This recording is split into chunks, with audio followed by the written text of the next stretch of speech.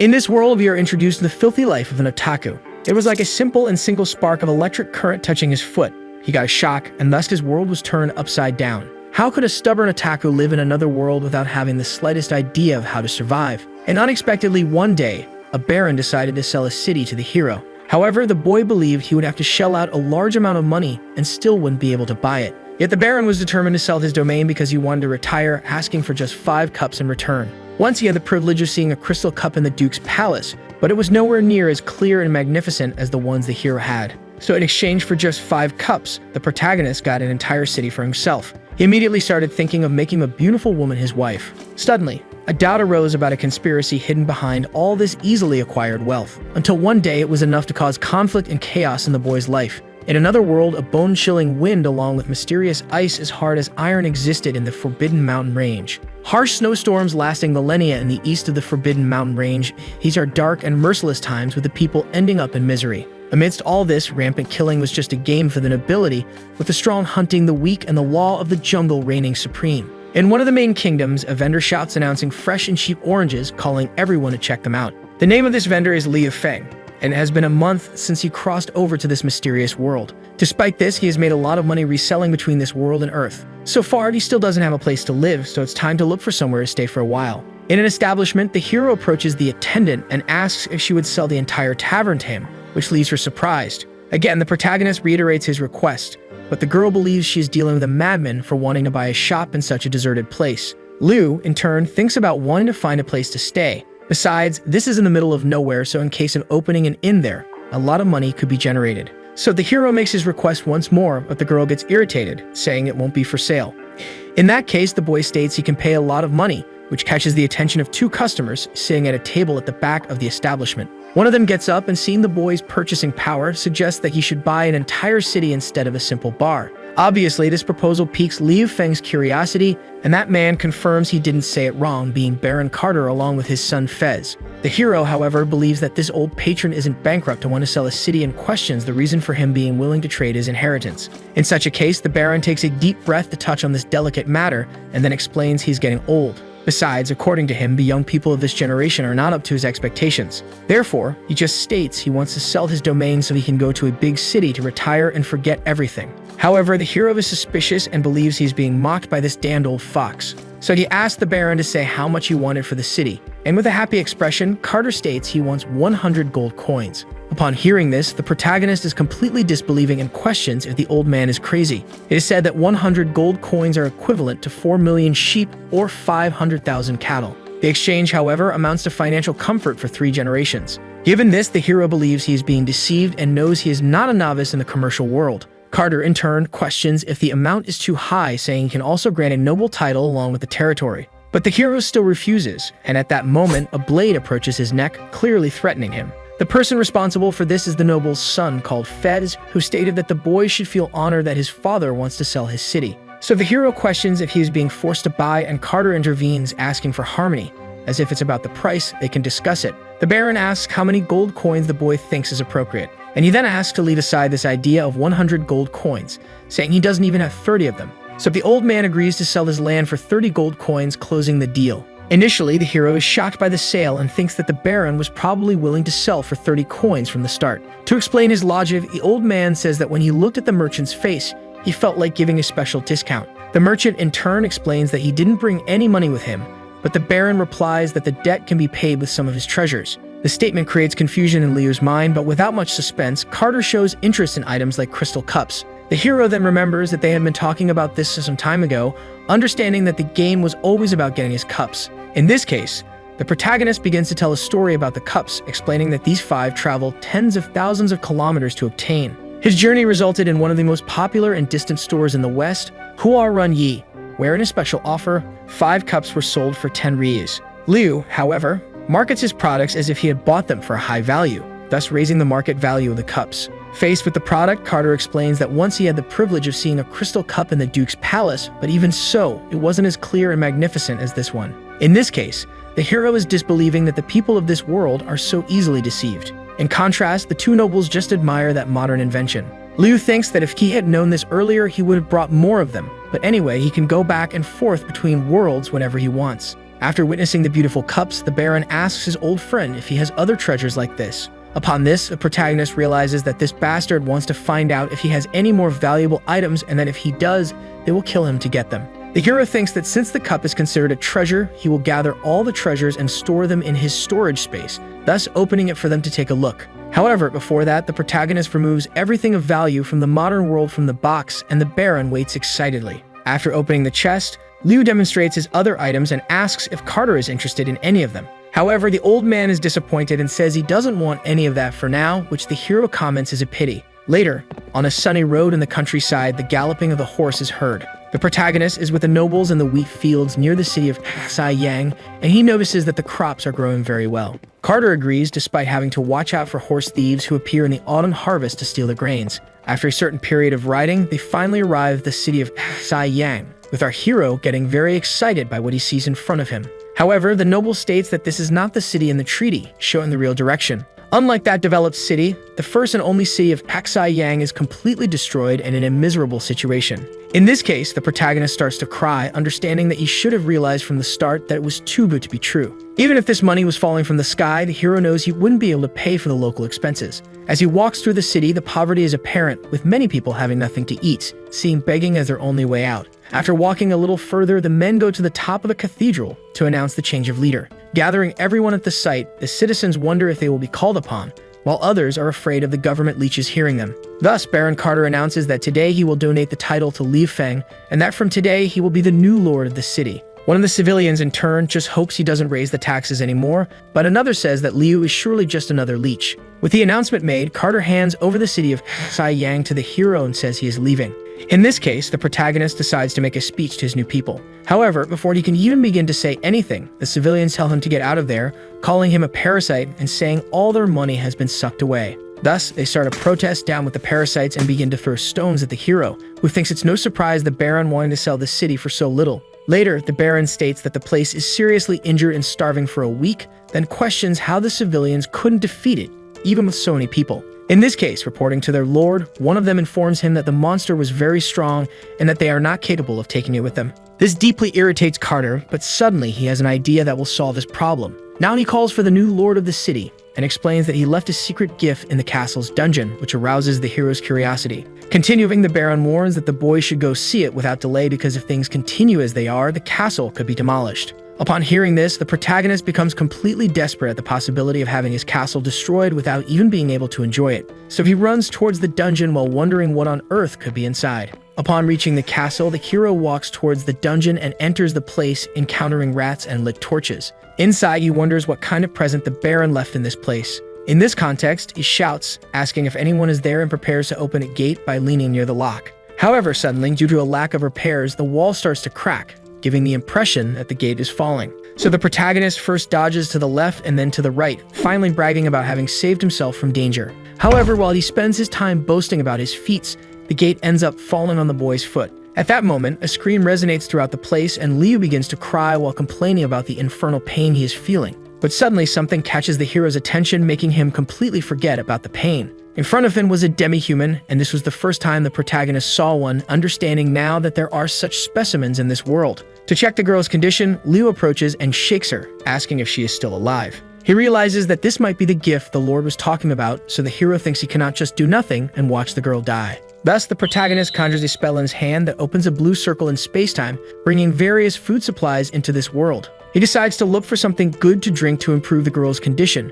who is very weak at the moment. In that box, Liu finds some energy drinks, but among them, there was one that would be ideal. A bottle of water is taken and quickly given to the girl, who drinks it and within seconds regains her consciousness, spitting out the water. Soon after, the girl blinds the hero with the water and knees him in the face, making him semi-unconscious, while he wonders what the hell is happening. Promptly, that demi-human continues her attack, jumping from side to side and finally going for the protagonist while roaring. The hero, in turn, just screams for help, and in his mind, he remembers all the moments of his life. He definitely doesn't want to die because, up until now, he hasn't managed to get beautiful and rich young woman as his wife. However, the girl who was about to finish off the boy simply faints in his arms. In this case, Liu feels relieved, understanding that he is saved from imminent danger. Later in the castle, a complaint scream from the hero was heard throughout the region. With the girl in his bed, he is impressed by her immense beauty. This mysterious beast woman is named Mina, and Liu wonders why Carter had to lock her up in the dungeon. At that moment, the girl's stomach grows with hunger, and the hero understands that considering what the Baron said earlier,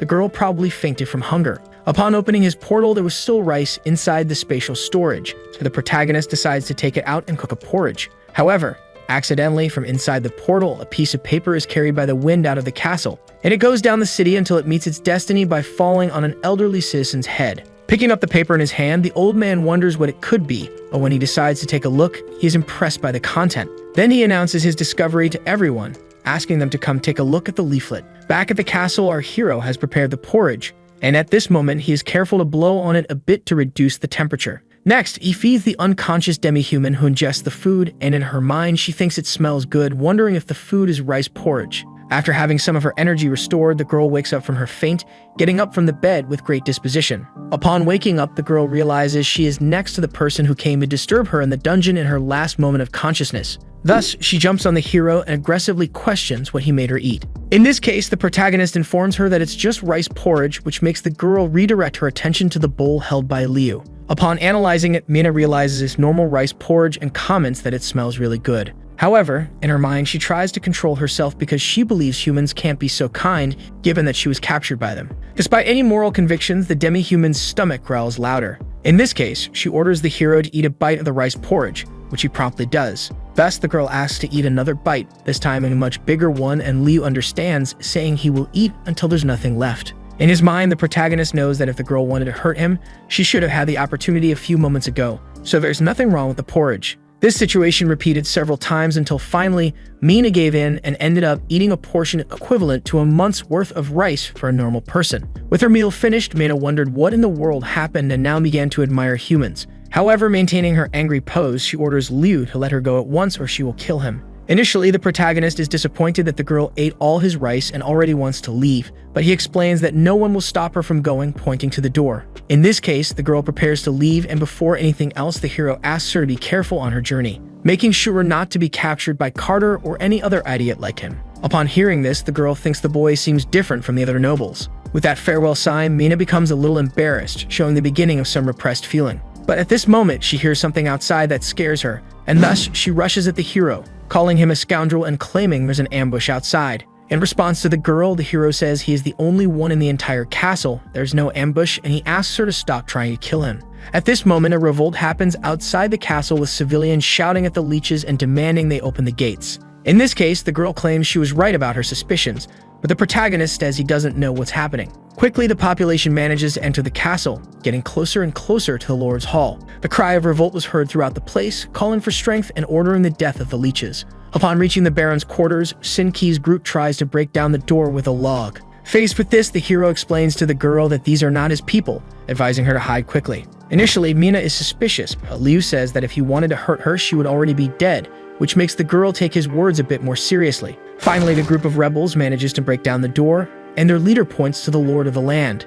He orders his colleagues not to let him escape, and then they all gather around the protagonist with their weapons drawn. Without delay, one of the civilians asks what the city lord is doing and explains that they have already been stripped of everything, having nothing left. In this case, Bafa questions why the Baron is trying to collect even more taxes. In response, the protagonist comments that he did not order an additional tax collection. In such a scenario, the elder shows the scroll he received in his face earlier. Upon seeing this, the hero thinks it's not his since he sold a batch of straw paper to the Baron as sheepskin scrolls a month and a half ago. In this case, Liu questions if this is a sheepskin scroll and states that if someone wants to know where it came from, it probably came from the castle. Thus, the civilians understand that their expectations were correct, and one of them comments that his brother died of hunger not long ago due to the abusive taxes. At this moment, the hero is called the Incarnate Demon, and he, in turn, only thinks that he sold a bunch of straw paper, not understanding the real reason for the revolt. In a final juncture, if the Baron doesn't let the civilians live in peace, they decide not to let him live either.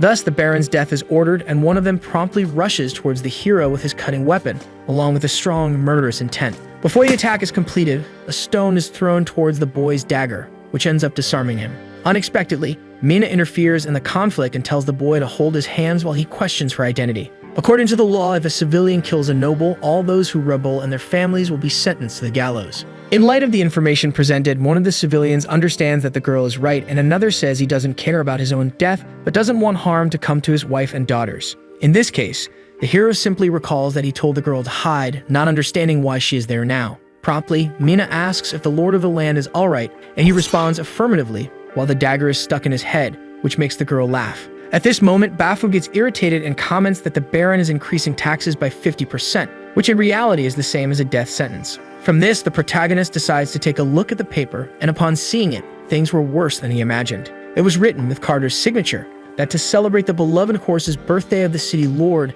taxes would be increased by 50%. Realizing he was made a scapegoat, Liu informs them that the notification was issued by the previous lord. In this case, this starts to cause confusion among the civilians, but the youngest of them remains firm because he believes they are all part of the same group. However, as the current lord of the city and in the name of such, the hero announces here and now that all the citizens of Aksai Yang will never have their taxes increased again. Along with the surprise, this causes distrust among the population due to the noble's word, but they saw him tear up the notification, which means they will have food. Gradually, the rebels begin to calm down, and the protagonist starts a speech saying that only by keeping his citizens happy can the lord of the land be happy. In this case, he states that he will guide everyone in obtaining wealth and strive for an era of peace and prosperity. However, for this, they will need to roll up their sleeves and get to work on some heavy labor. Although they didn't really understand this, the civilians found it incredible. And with this being indeed the case, Bafu decides to thank him for all the great kindness and grace. Liu, in turn, reiterates that it is true and prides himself on never going back on his word. In this case, everyone decides to leave and hope that the city lord told the truth, because it would really be good for them if he did. In another scenario, Fez tells his father that he heard the city of Aksai Yang has already become a complete mess with a group of villagers invading the lord's mansion. Carter, in turn, says that at first he was very worried but didn't expect the hero to be incapable of keeping a bunch of peasants under control. In this case, the Baron's son is happy and praises his father because this shows that the city of Aksai Yang will soon return to their hands. However, suddenly bad news arrives for the Lord, being told that something unexpected happened. With the bad news being announced, Fez asks the servant what made him so nervous. In this case, the man says that Liu Feng has already persuaded the population and also released the beast woman. Hearing this, the Baron's son becomes deeply irritated, saying he will kill that bastard. However, the boy's father asks him to stay calm, and Fez retorts, saying they spent a lot of money to buy the demi-human. Carter, in turn, comments that there are no surprises since the boy is now the lord of the city. But he assures that in a short time, Baron Omar will naturally straighten him out, which impresses Fez with his father's genius. Shortly afterward, in his quarters, the protagonist recalls that it almost scared him to death but finally managed to calm the situation. Upon this, he believes he also needs to calm down a bit more. So he starts to enjoy a nap, and Mina decides to leave now, which makes the boy wake up immediately. To change the girl's decision, he asks her to wait because her wounds are not yet fully healed. Furthermore, he says that if Mina leaves like this, her capture will be as easy as taking candy from a baby. Upon hearing this, the girl shows her claws and says she will just kill anyone in her way. The hero explains that if she wants, she can stay there for a while until she recovers, and in any case, he would be incapable of doing any harm to her. Mina, in turn, remains hesitant, believing that humans are not good and therefore cannot be kind in this way. In this case, the protagonist says it's very boring being the only one in the entire castle, and suggests that if she stays and keeps him company, they can talk. Additionally, the hero asks if the girl is afraid of being killed, to which she responds she is not, and even if she were, the protagonist doesn't have enough strength. Reaching an agreement, Mina decides to stay and first heads to the hot springs to take a bath, bidding farewell for now. Upon entering the water, she finds it a very peaceful environment and thinks it's been a long time since she had such a good bath. However, suddenly she starts feeling pain in her left shoulder, which reminds her that humans are abominable. In her past, when she was imprisoned, soldiers came to feed her during times of hunger, with one of them giving her a piece of bread. However, upon eating that bread, it turned out to be a trap to make her fall asleep, making it easier to sell her as a slave to evil nobles. Remembering this, Mina thinks that all humans are despicable and not worth the clothes they wear, being nothing but liars. In contrast to her anger, Liu was spying on her from outside the hall. He couldn't contain his curiosity about the differences between humans and demi-humans, but tried to convince himself that it was scientific and not perverted. With his eyes peeking at the girl through the door crack, the image of that beautiful demi-human completely fascinates our hero. At this moment, the protagonist has a nosebleed from excitement, making a noise that the girl hears. Upon this, she asks who is there, and the hero responds that he is there to give her something to wash with. Quickly, a soap bar is thrown through the door into the girl's hands, and upon taking the object, the demi-human realizes it smells good, having the same scent as humans. Later in his quarters, the hero picks up some paperwork and pretends to be focused on his work. Shortly after, Mina appears in the room after her bath, but she shyly comments that these clothes don't fit her properly. With the woman in front of him, the boy thinks excitedly that a freshly bathed Catwoman is something he would never have been able to see in the other world. And before the boy's perverted gaze, the girl understands his intentions, thus questioning what he is looking at. In this case, the hero tries to change the subject, informing her that he has prepared rice porridge especially for the guest. This clearly catches the girl's attention, who thanks him for the porridge but still says she is cautious in case something is being plotted against her. Upon taking the bowl, she states that humans are always plotting something, but the hero assures her that he is different from the rest. Thus, the demi-human agrees that the boy is different, given that he is a human who spies on others in the bath. At this moment, the protagonist realizes he has been caught and thinks that if people find out, he will no longer be able to live there. The girl, however, seems more interested in the porridge than the situation itself, and in consideration of the human, she advises him to pack his bags soon. It is said that in a few days, the hero will no longer want to be the lord of the city because of what will happen soon. The horse thieves are a group of bandits who will appear in 20 days with the arrival of the autumn harvest. They will loot the harvest and might end up killing the city lord, thus taking the castle and becoming the new masters of the place. In this way, the girl explains that the hero doesn't have a single soldier and isn't fleeing, which seems like he is waiting to die. Upon hearing this, the boy understands that this is the reason why Baron Carter sold the city and the title so easily, having dug the next leader's grave. Mina, in turn, explains that this is so bad that she wants to go south, but otherwise, she might stay there and watch all the humans kill each other. With the idea of death being questioned, the protagonist asks if the girl is afraid of the bandits. But she states that not even the wrath of the goddess of ice and snow can scare her, which makes Liu confused as he has never heard of this sacred being. To explain, the girl comments that it is because of her that the strong snowstorm lasted 5 years. 5 years ago, the goddess of ice and snow suddenly got angry and blew a freezing wind, and the snow falling from the sky went farther than the eyes could see, turning the whole world into a land of snow and ice. They had no choice but to go south, and to this day, some human countries are surrounded by snow. After explaining the story, Mina questions how the lord of the land didn't know this, so the hero, somewhat uncomfortable, explains that he was traveling east during that time. This causes some suspicion, but the girl doesn't care much and reiterates the request to flee if the protagonist doesn't want to die.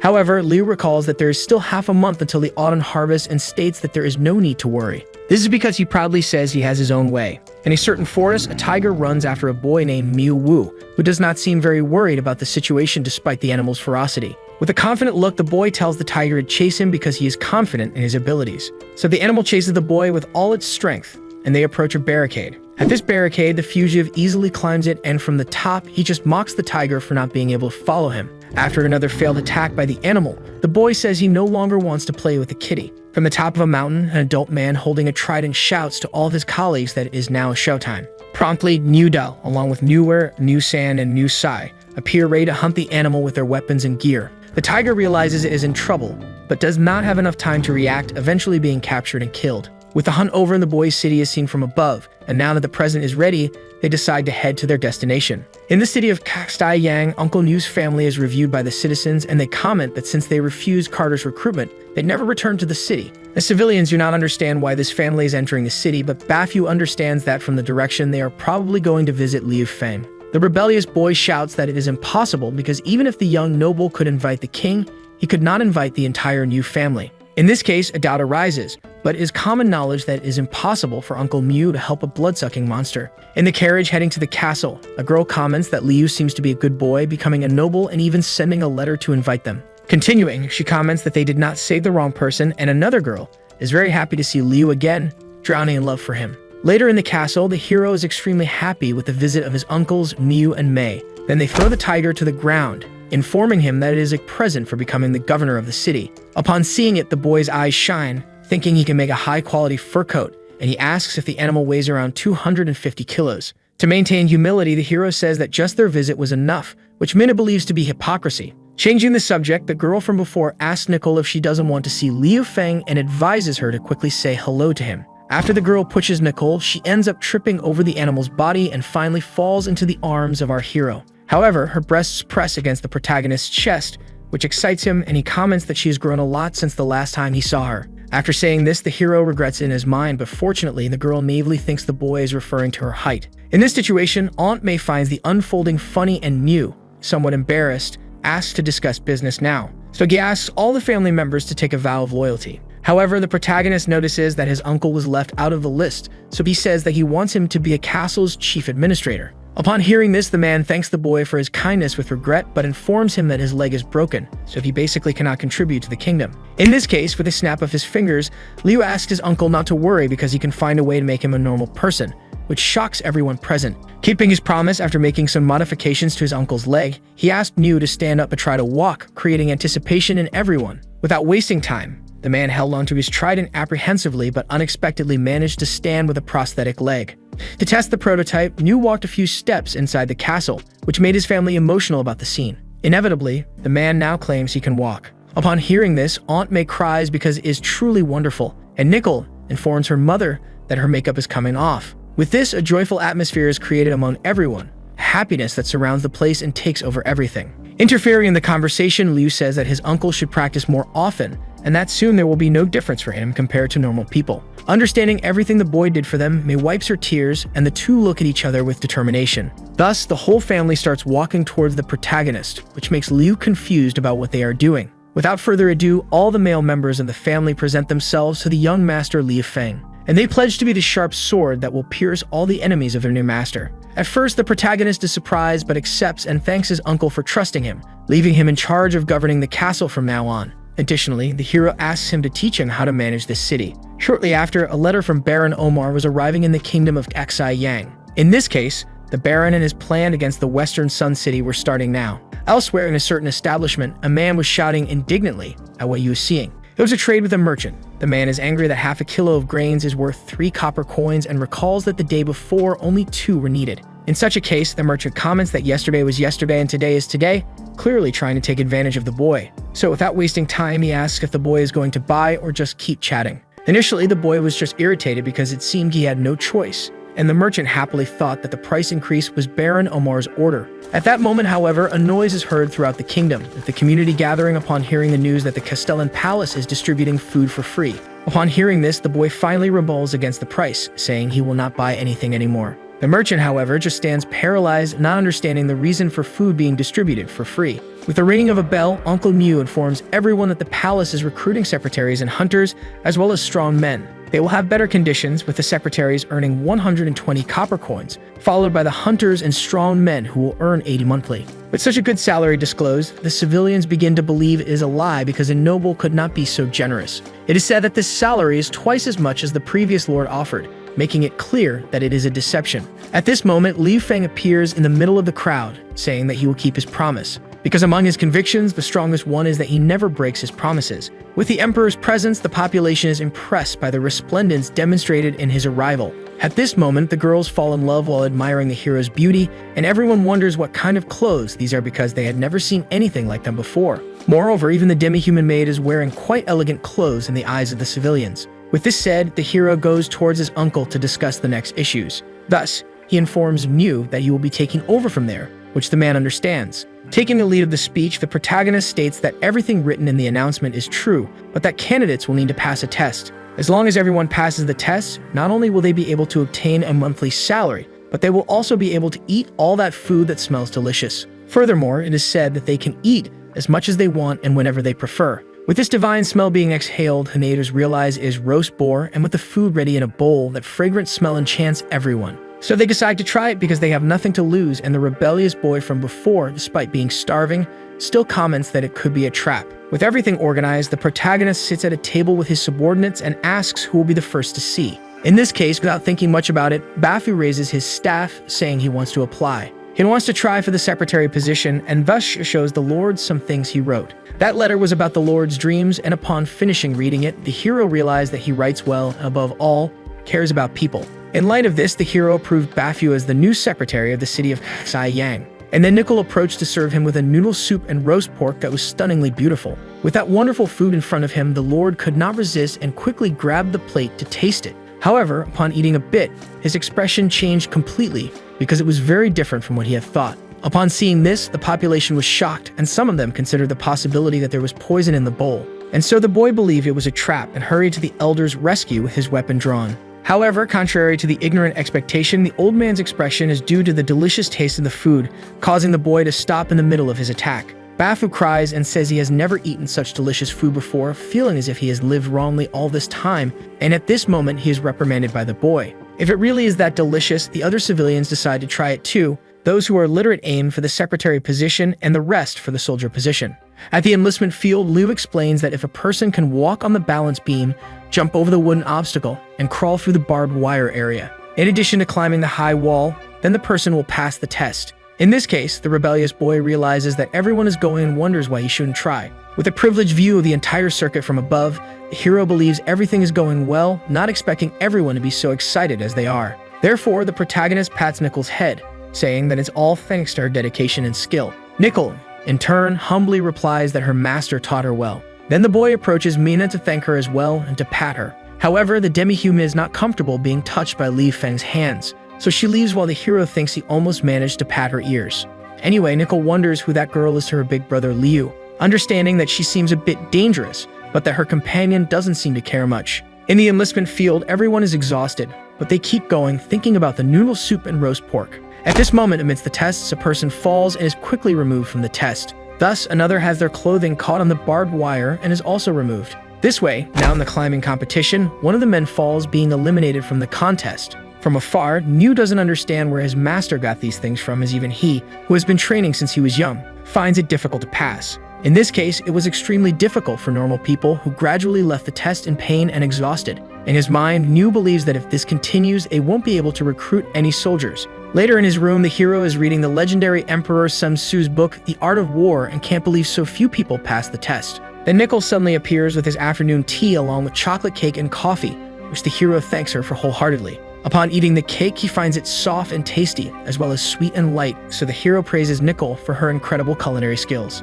And she is extremely happy that her master liked her preparations. Unexpectedly, at this moment, another person appears in the room. It is the demi-human who cleverly steals a piece of cake and eats it. Nickel says she is happy that she liked it, but thinks that she cooked all morning just for Liu to eat, and now Mina has eaten all of it. Cutting off this pleasant atmosphere, bad news arrives in the young master's room. It is said that people are preparing to leave the city of Paksayang in search of food, which leaves our hero perplexed. He places the coffee on the table and asks his secretary what's happening. Bafu in turn responds that the people who didn't pass the test cannot get the food, and moreover, those merchants are selling food 30% more expensive. It is said that right now the civilians are almost dying from lack of food. In this case, Niu believes they should lower the criteria for recruitment, and the girl mocks that considering it's just a simple course, many still didn't make it. She laughs, saying that humans are really weak, which irritates Niu greatly. Upon hearing this, the protagonist intervenes and informs them that the criteria will not be lowered, which surprises the men. However, the issue of merchants taking advantage of people's urgent needs at a time like this will be resolved.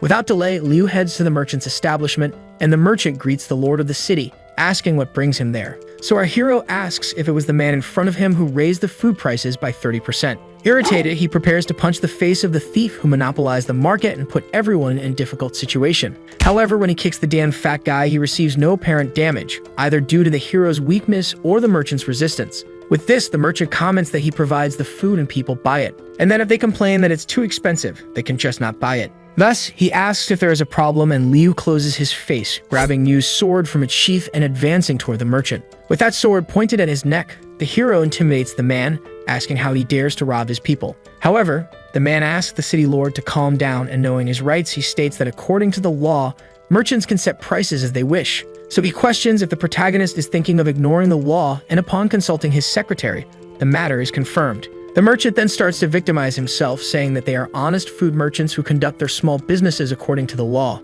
And in his mind, he knows he has Lord Omar as an ally, not needing any alliances with the city lord. Liu, in turn, is outraged that this merchant is causing so much trouble and understands that he will not be able to deal with this today. So proceeding with the information that the price will not be lowered, the boy states that when the time comes, the man had better not regret it. In response to that threat, the merchant just laughs, saying that when they set a price, they naturally do not regret it. Then Liu leaves with his people and again warns the merchant that soon he will get what he deserves. In the city, people no longer know what to do because the price of raw wheat has risen again and refined wheat even more. In the end, if things continue this way, they will all die before the autumn wheat harvest. The merchants in the region always raise prices at this time of year to make as much profit as possible. Amidst all that chaos, Bafu posted an announcement on the city's news board. The announcement said that the city would soon be renovated, so a campaign would be launched to rebuild houses, requiring artisans, masons, and dock workers. In this case, one of the citizens asks if what is written is true, if they really need so many workers. In response to the question, the elder coughs and assures everyone that it is true,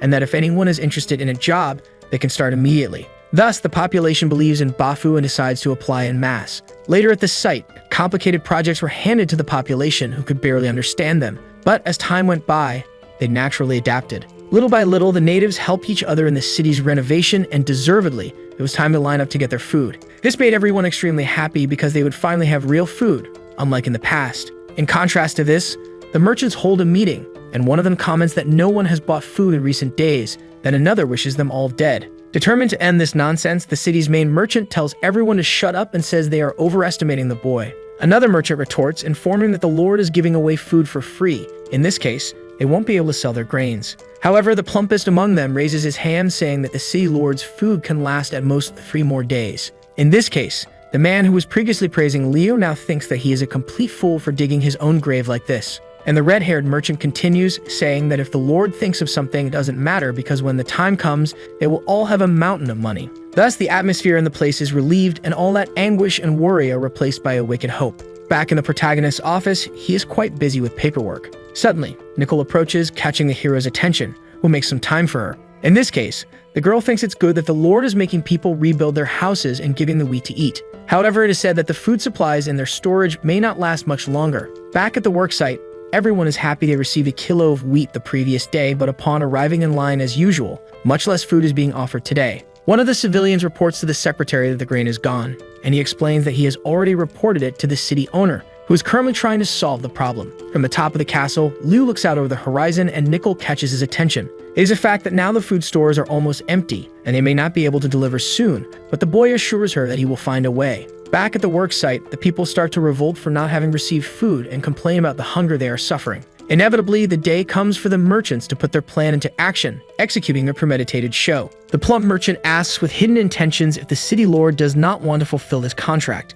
He then asks Bofu to hurry and send more food, questioning why they stopped. Pointing to the population, everyone is hungry and holding their bowls waiting to receive some food. Obviously, the elder looks embarrassed because he cannot say that the food is running out. Thus, the merchant loudly deduces that there is no more food left, which incites the beginning of a revolt among the hungry and helpless population. Bofu, in turn, asks everyone to calm down and wait just a bit longer, saying the food will arrive soon. Again instigating the fight, the chubby one asks if Bofu is out of grains and if the city lord is facing some difficulty. One of the merchants explains that if the lord needs help, he can just buy from them, and another comments that it should be done soon as it's not right to send people away without paying. With these issues being raised, especially the hunger of children and the elderly, the population thinks among themselves and joins the revolt. In fury, they ask when the food will arrive as it is already getting dark and complain that they will starve if they have to wait any longer. One of them complains that a whole day of work did not yield a single grain, making it clear to him that they were deceived by the leeches. All this ingratitude affects Bofu's feelings, who points his cane at the man, asking if he intends to become a rebel.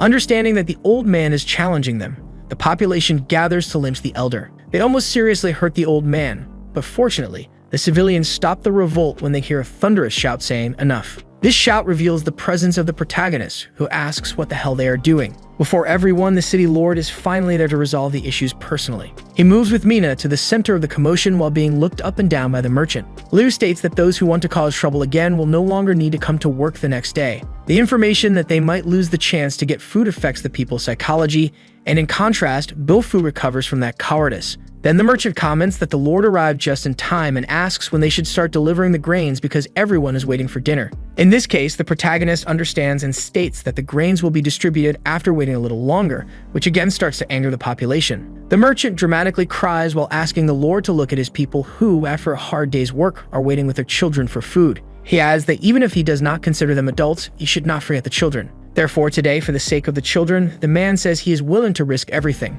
So he orders someone to go to the warehouse to get the grains to distribute. Given his populist speech, the civilians are unfortunately swayed. Consequently, Liu understands that this is exactly what the merchant wanted because if he goes to get the grains, he will charge an absurdly high price. Upon seeing this, the hero asks if the merchant honestly believes that people can buy the food, and he replies that it is not the time to think about money. He adds quietly that his food is a bit expensive, being 21 copper coins per kilo, but it is not easy to undertake a long journey just to stock and supply. Finally, the man returns to his dramatic act, questioning if money is a bigger problem for the lord than the people's hunger.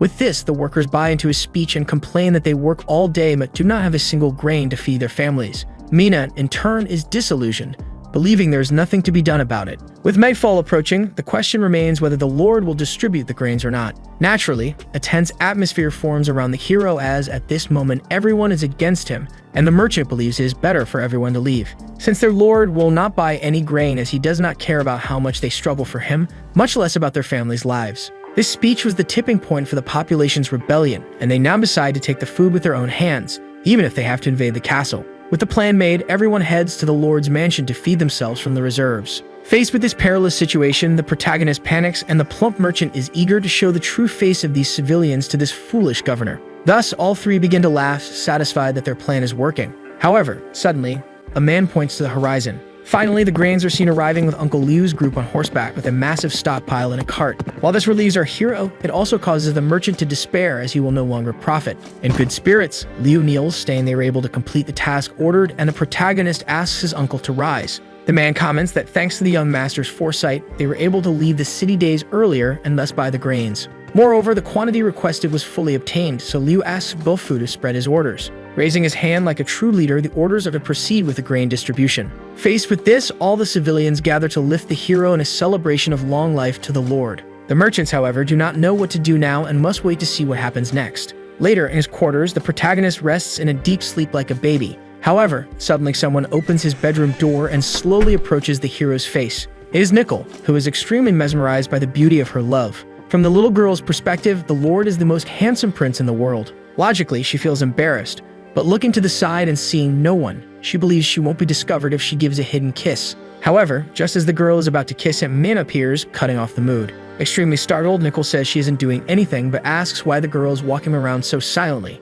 Upon this, Mina states that she is a human cat warrior and such behavior is natural for her species. Naturally, due to the noise, our hero wakes up and asks what is happening. Nicole then steps forward to explain and while stuttering, says she came to bring the boys breakfast. Knowing this wasn't her true intention, she reiterates it now with a tray of food in hand. In this case, Liu accepts and takes the glass of milk she prepared for him, but the demi-human again interrupts by taking one of the buns. Mina also informs that the proposed reform in the training field is ready, making the hero happy to have good news early in the morning. Excited, Liu says the girl is truly his mascot. However, she doesn't pay much attention and just tells the protagonist to hurry because everyone is waiting. Faced with this, Mikkel thinks the girl has a horrible attitude and wonders why her beloved protects her so much. Finally, Liu informs his companion that when he returns for lunch, he'll want to eat fried pork ribs, which the girl hears and accepts without question. At the trading field in the city of Aksai-Yang, everyone is gathered. The civilians converse among themselves, asking if the food is really free, and one of them affirms that the Lord is true to his word. From the top of the building, Liu informs that these people were strictly selected within the requirements. Thus, our hero calls for his future soldiers and explains why they didn't pass the last military selection exam. It was because they didn't receive the proper training in food. In this case, he is there to offer everything for free, and the training will be provided by Knight Mu Ben. This way, everyone will have a second chance next month, and if they succeed in the exam at that time, they will not only get free food, but they will also never have to pay taxes for the rest of their lives. Food for life and tax exemption for the family was something that completely seduced the population. In such a case, a rally in favor of the Lord began, with everyone wishing for his eternal life. Without further ado, it is time to start the training. New, dressed in military attire, blows a whistle to start the speech, then introduces the instructors for the recruits who will be responsible for them.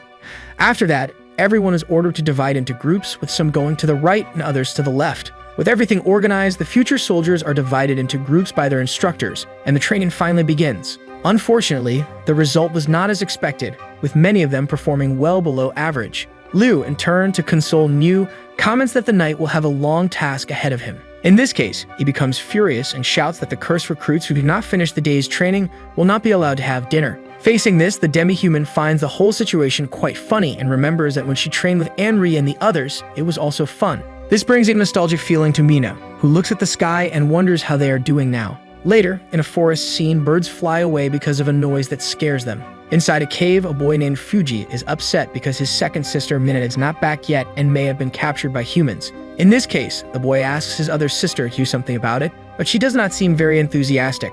She believes her sister should have been more careful, and this girl named Ari thinks that if they go to save her, they will also be caught. The group's priority now is to go south and find more food. Otherwise, everyone in the cave will soon starve. This seems like the right thing to do given the miserable situation the family is in at the moment. However, Fuji is determined not to go south without his sister, and at this moment he has the support of other family members who also do not want to leave her behind. With some by his side, the boy decides to lead the group that will kill the humans and bring his second sister back. However, Ari shouts for them to stop and come back immediately, knowing that the boy's reckless decision could further compromise the group's integrity. Since her brothers are not listening to her commands, Ari rushes out to bring them back with her own hands. Demonstrating her excellent acrobatic skills, the girl supports herself on the boys' heads while spinning in the air. She lands, but unfortunately, it goes wrong, causing her to fall and lose all the moral authority she had gained. In this case, the boys think their sister should not try to use these cool moves if she is not good at them. Extremely embarrassed, the girl changes the subject and says there is no place to bring Mina because they don't even know where she is. Faced with this, Fuji asks what they should do, so the girl explains that first they must go to neighboring cities to look for clues. At the same time, she thinks Mina is an idiot because by now, she should be a shadow warrior. After some time, Fuji approaches the village of Xi Yang, thinking that his sister is strange because she didn't want to save Mina, but already had turbans ready for infiltration. However, upon entering the city, the boy is confused about why everyone is destroying their houses. But at that moment, a smell better than anything he had ever smelled before catches his attention more than any random curiosity. Looking ahead, the boy sees that the smell comes from a huge cauldron of food, making him drool. In this case, Fuji comments that it smells really good and his stomach growls very loudly. Seeing this, the cook asks if the boy is hungry and invites him to eat. She also explains that if he works, he can receive wheat at the end of the day. The last sentence completely seduced the boy, and thinking of his family, who are currently starving, he decides to help. With more enthusiasm than any other local worker, the boy begins to help with everything he can extremely efficiently. At dusk, after waiting in line, Fuji finally gets the promised amount of wheat and is very happy that he finally has something to eat. However, his exhaustion along with the decision to eat only at the end of the day causes the boy to collapse to the ground in fatigue after a long shiver. Before completely passing out, the boy thinks about humans, and one of them comes to his rescue as his eyes close. Later, the boy wakes up startled and finishes his sentence, saying that humans are dangerous. He looks around and finds nothing, but when he looks up, he realizes he is without his turban, which means the citizens discovered his identity. At this moment, the girl from before appears, asking if the boy is awake. She explains that he fainted from hunger because he ate too little. Realizing that the girl from before is in front of him, Fuji gets up, startled, and asks what she is planning. The girl introduces herself as Lanner, but due to his preconceptions, the boy remains defensive, asking her not to come closer because he is a demi-human. Then he threatens the woman, saying that if she makes him angry, he might end her life.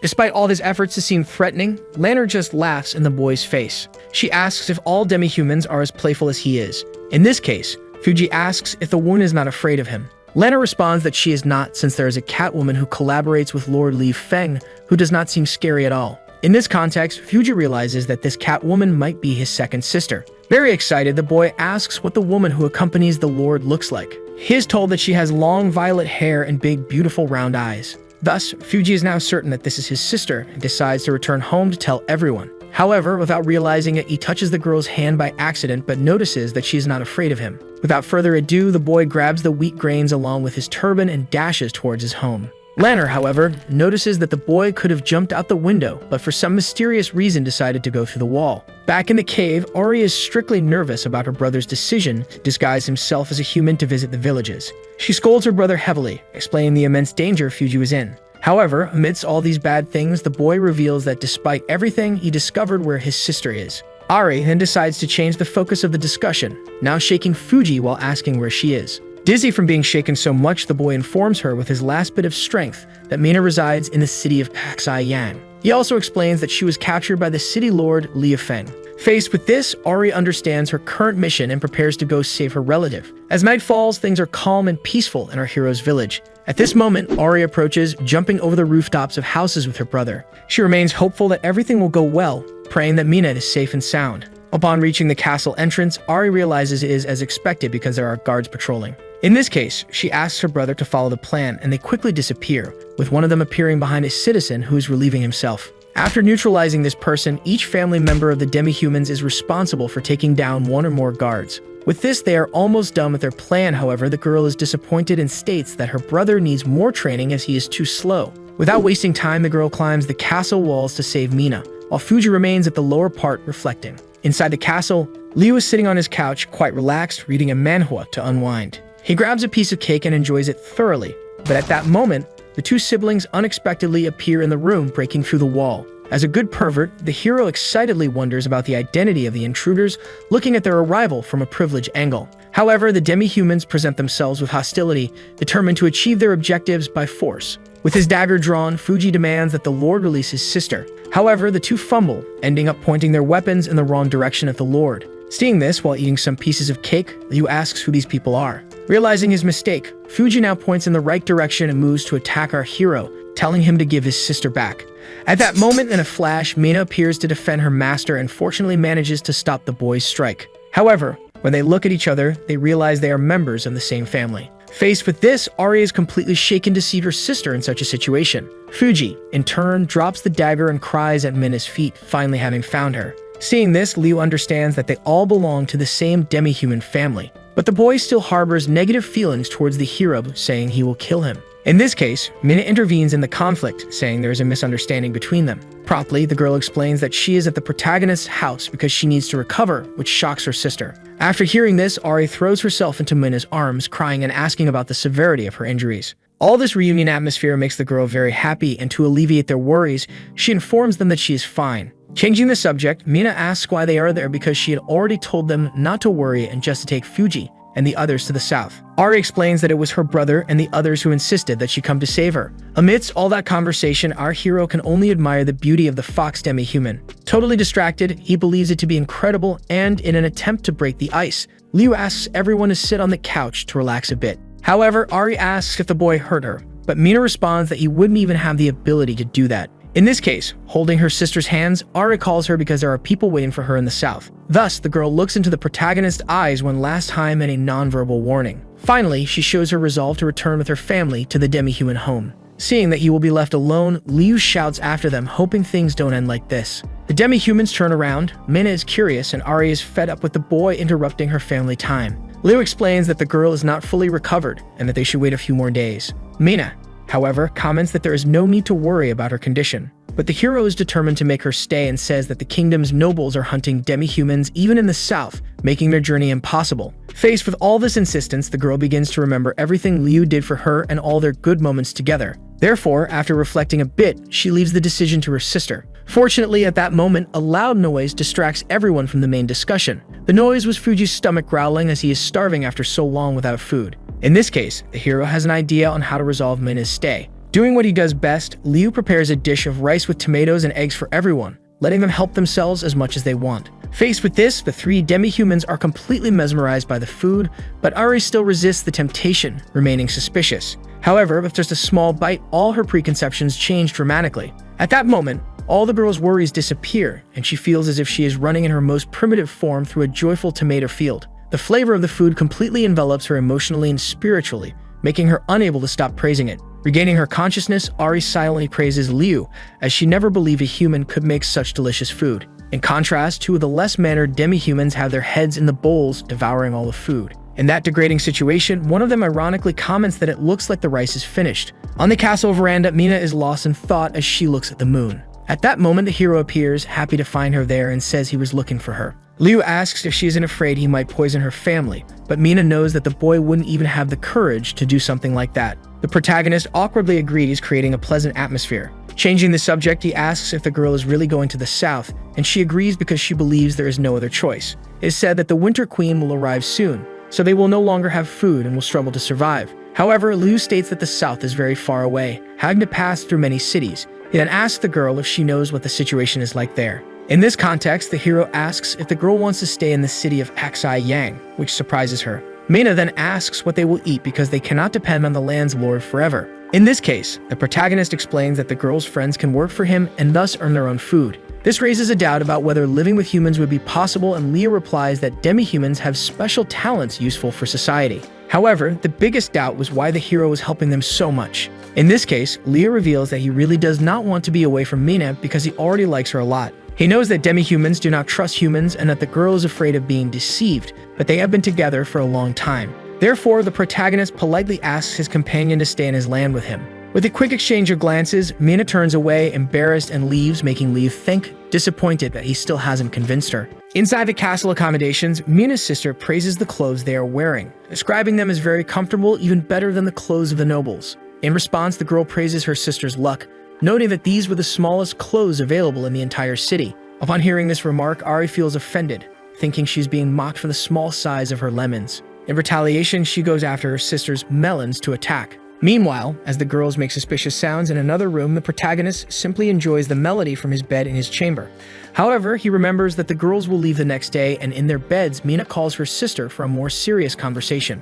A bit disappointed, she asks if they really have to go south, and Ari gets irritated by this question, asking if there's a problem. The girl then places her arms on her sister's shoulders, questioning if she doesn't want to go and asking why she likes that human so much. Mina, however, tries to deflect by saying she's just scared because they still don't know much about the South, especially regarding its physical and food security. In this case, Ari asks if these concerns were raised by the city lord, and Mina obviously says no, even though it wouldn't be absurd. With that, she gets up while saying that the demi-humans still don't understand much about the South and don't know what dangers await them. However, the girl says that if they decide to stay, even if they face problems in the future, they will still be able to handle them if they act with perseverance. This makes Ari consider her sister's proposal and think a little more about it. Later in the castle, noises are heard in the corridors as the small demi-humans are impressed with their relatives' fancy clothes. Completely surprised, they associate the girl with a real princess, who indeed looks stunning in the palace-offered attire. In this case, the little ones ask why the girls have new clothes and they don't, and Ari responds ignorantly,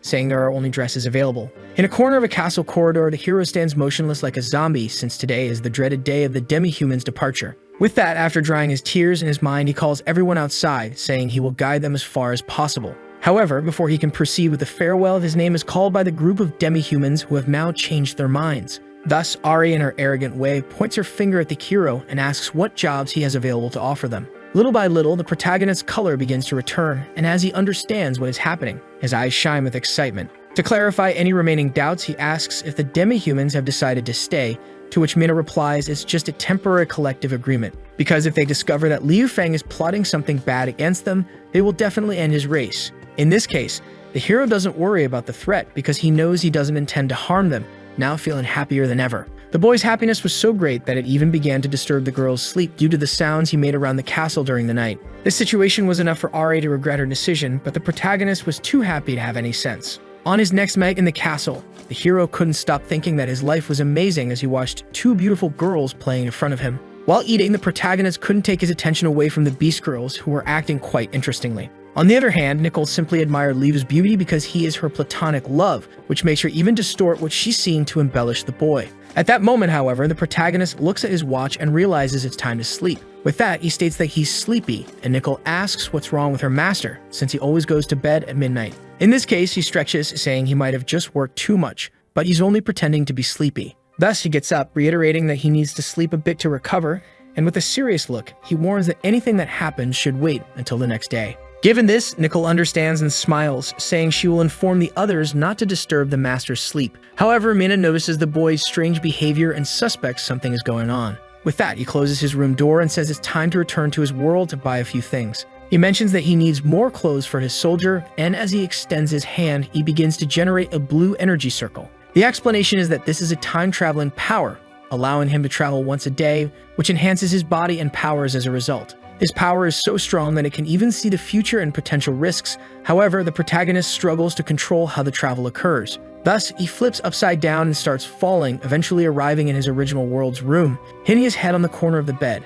After suffering a bit, he comments disappointedly that he has traveled so many times but still can't get used to it. Unfortunately, there's no one in this place to make fun of him, unlike in the fantasy world where he would be heavily teased. At this moment, while walking through his room, the hero ends up tripping over one of his comic books and soon falls face first on the floor amid the books. With that, he realizes that without a Nicole to help him, his room becomes extremely messy. Anyway, the boy goes to his computer because he has something important to do first, and that something is to teach his thief friends a lesson. Thus, while chatting online, he is determined to create a glorious victory scene with 500 metal bows and 500 longbows. In this case, Liu's colleague asks if he's sure, and he confirms because they want to make a war movie in another world, and money is no issue. The recipient understands the request and says they will produce it with the company to send it to the boy as soon as possible since it's an important production. This way, Liu Feng manages to deceive people in the real world to obtain military equipment for his soldiers, boasting of his extreme competence. However, before leaving, he almost forgot that he also came there to buy groceries at the supermarket. While shopping, the hero has a list of everything he needs, having already grabbed soap and paper in large quantities. With that, from the back of the market, two women are impressed by the amount of supplies the boy is buying, associating him with the CEO of a large company. This is because, besides the main cart, two other employees were following behind, carrying more supplies in full carts. To exemplify, more than 9 toothbrushes were purchased, along with dozens of boxes of shampoo and many napkins. This resulted in a massive pile of products that the unlucky cashier would have to spend a lot of time scanning. However, upon looking closer, the girl realizes the customer is Mr. Liu, already known to them at the store. In this case, the cashier looks around, and after noticing that no one is watching, she comments on the hero's time-traveling romance. She says she has read every posted chapter and asks why the protagonist stopped writing for months, so Liu decides to explain the reason, exciting the girl. With that, Liu becomes a bit embarrassed and merely comments that he has been somewhat busy with other things recently. Given this, the cashier explains that she spoke with the boy's neighbor, who reported that the hero hadn't left his room for a long time.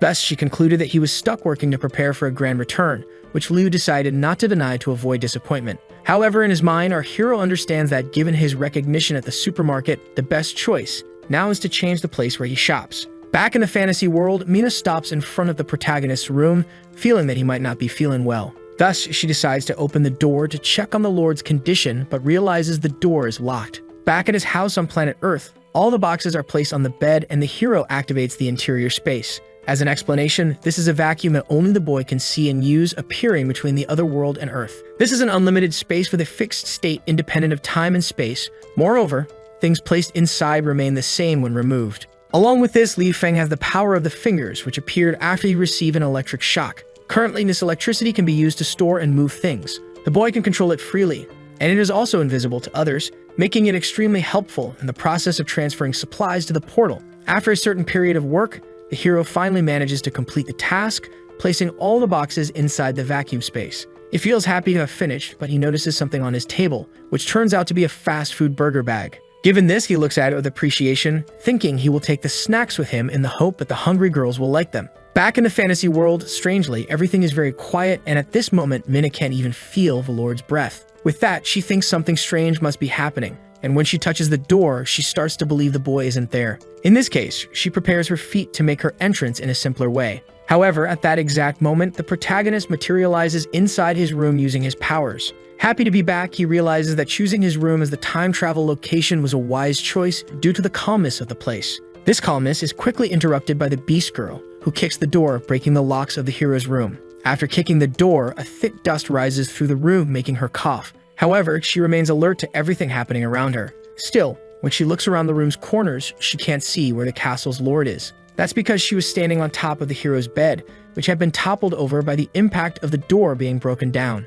In this case, the girl gets scared by the situation and quickly moves away from Liu, who is suffering in pain on the floor. Anyway, she starts eating the snacks the hero brought from the other world and explains that she knocked on the door, but not getting any response, decided to enter hastily. Given this, Liu understands that his door was broken, and so he asks why the demi-human is so worried about him. This question catches the girl off guard and somewhat embarrassed. She denies the inquiry, saying she only came to thank him for the work offered. However, pointing to the broken door, Liu comments that the way demi-humans thank people is quite peculiar. In this case, he smiles and asks how the real gratitude will be given. He wonders if, as an apology, the girl would marry him, which makes her spit out the piece of snack she was eating. Then, realizing he made a mistake, the protagonist says he was just joking and grabs some water, which ends up spilling on Mina. With that, both become quite embarrassed, especially the girl, whose clothes got wet. However, being a tremendous pervert, the hero panics even more, quickly going to fetch the napkins. But at the moment of grabbing them, another accident happens. The two end up tripping over each other, and Mina's spheres touch Liu's face for a second,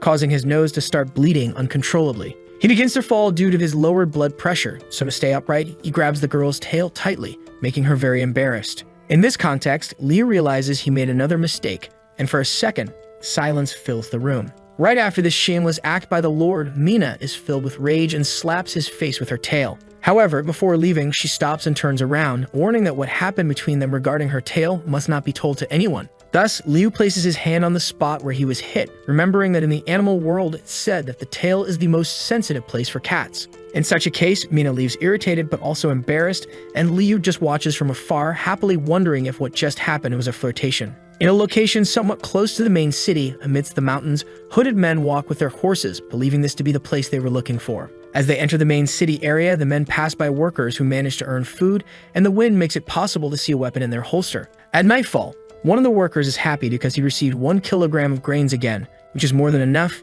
and another says it's obvious since the Lord has never given them less. However, they notice the arrival of some strangers on horseback and realize it's quite late to be lingering around. Unfortunately, the boys don't have time to leave safely before being confronted by the mysterious warrior. Showing himself to be a villain, the man grabs the worker's sack of grains, who tries to resist since it's the only food he has. As a true evildoer, the warrior decides not to keep the food and instead tears it apart so that no one can have it. With that, he leaves, leaving behind the frustrated worker with his entire day's worth of food scattered on the ground. Determined not to be submissive, the boy starts running after the mercenary who ruined his personal belongings. Since he's dealing with a bandit, the mercenary reacts to this affront with a blow from his dagger, which causes blood to splatter all around, leaving his companion trembling in fear. In a desperate situation like this, the boy tries to scream for help, but he is suddenly kidnapped by another of the men who appears behind him. More blood is shed by the hooded men, and without concern, they leave while mocking the situation, despite not initially intending to cause such a mess. Back in the kingdom, in the red-haired merchant's quarters, he's hosting a feast with plenty of food, drinks, beautiful women, and the hooded men.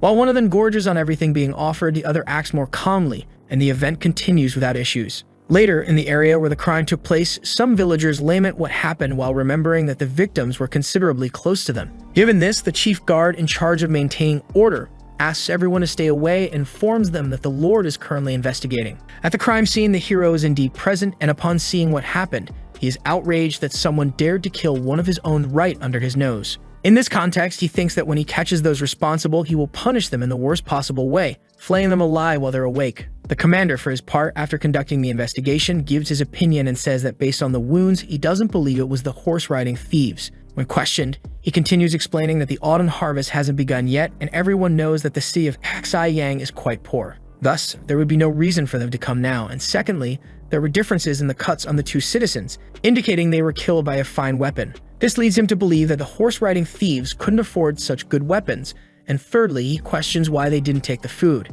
This confuses the protagonist even more, making him also wonder why the food wasn't taken. The next day, inside the castle, the hero believes that everything is very strange because the villains killed his people without taking anything from them. In this case, the protagonist interrupts the beast girl during her meal, catching her attention for a moment. When she responds to the call, the hero states that he needs her to do something for him. However, he says that this is a dangerous mission, therefore, if she wants to refuse, there will be no repercussions. Mina, however, is a very brave demi-human as she doesn't care about the mission's danger, only asking what needs to be done. Understanding that his request will be fulfilled, Leo rises from his throne and asks the girl to go to a certain place at night to gather information. He obviously asks her to ensure she doesn't get into danger, and yawning, the girl acknowledges the request. Since her help will only be needed at night, she quickly runs off to take a nap before working. However, at that moment, the protagonist calls her once more, saying he has prepared a night outfit for her to wear during the mission. Something that, due to the hero's perverted nature, will obviously make the girl appear more provocative. Initially, she doesn't quite understand, however, by nightfall,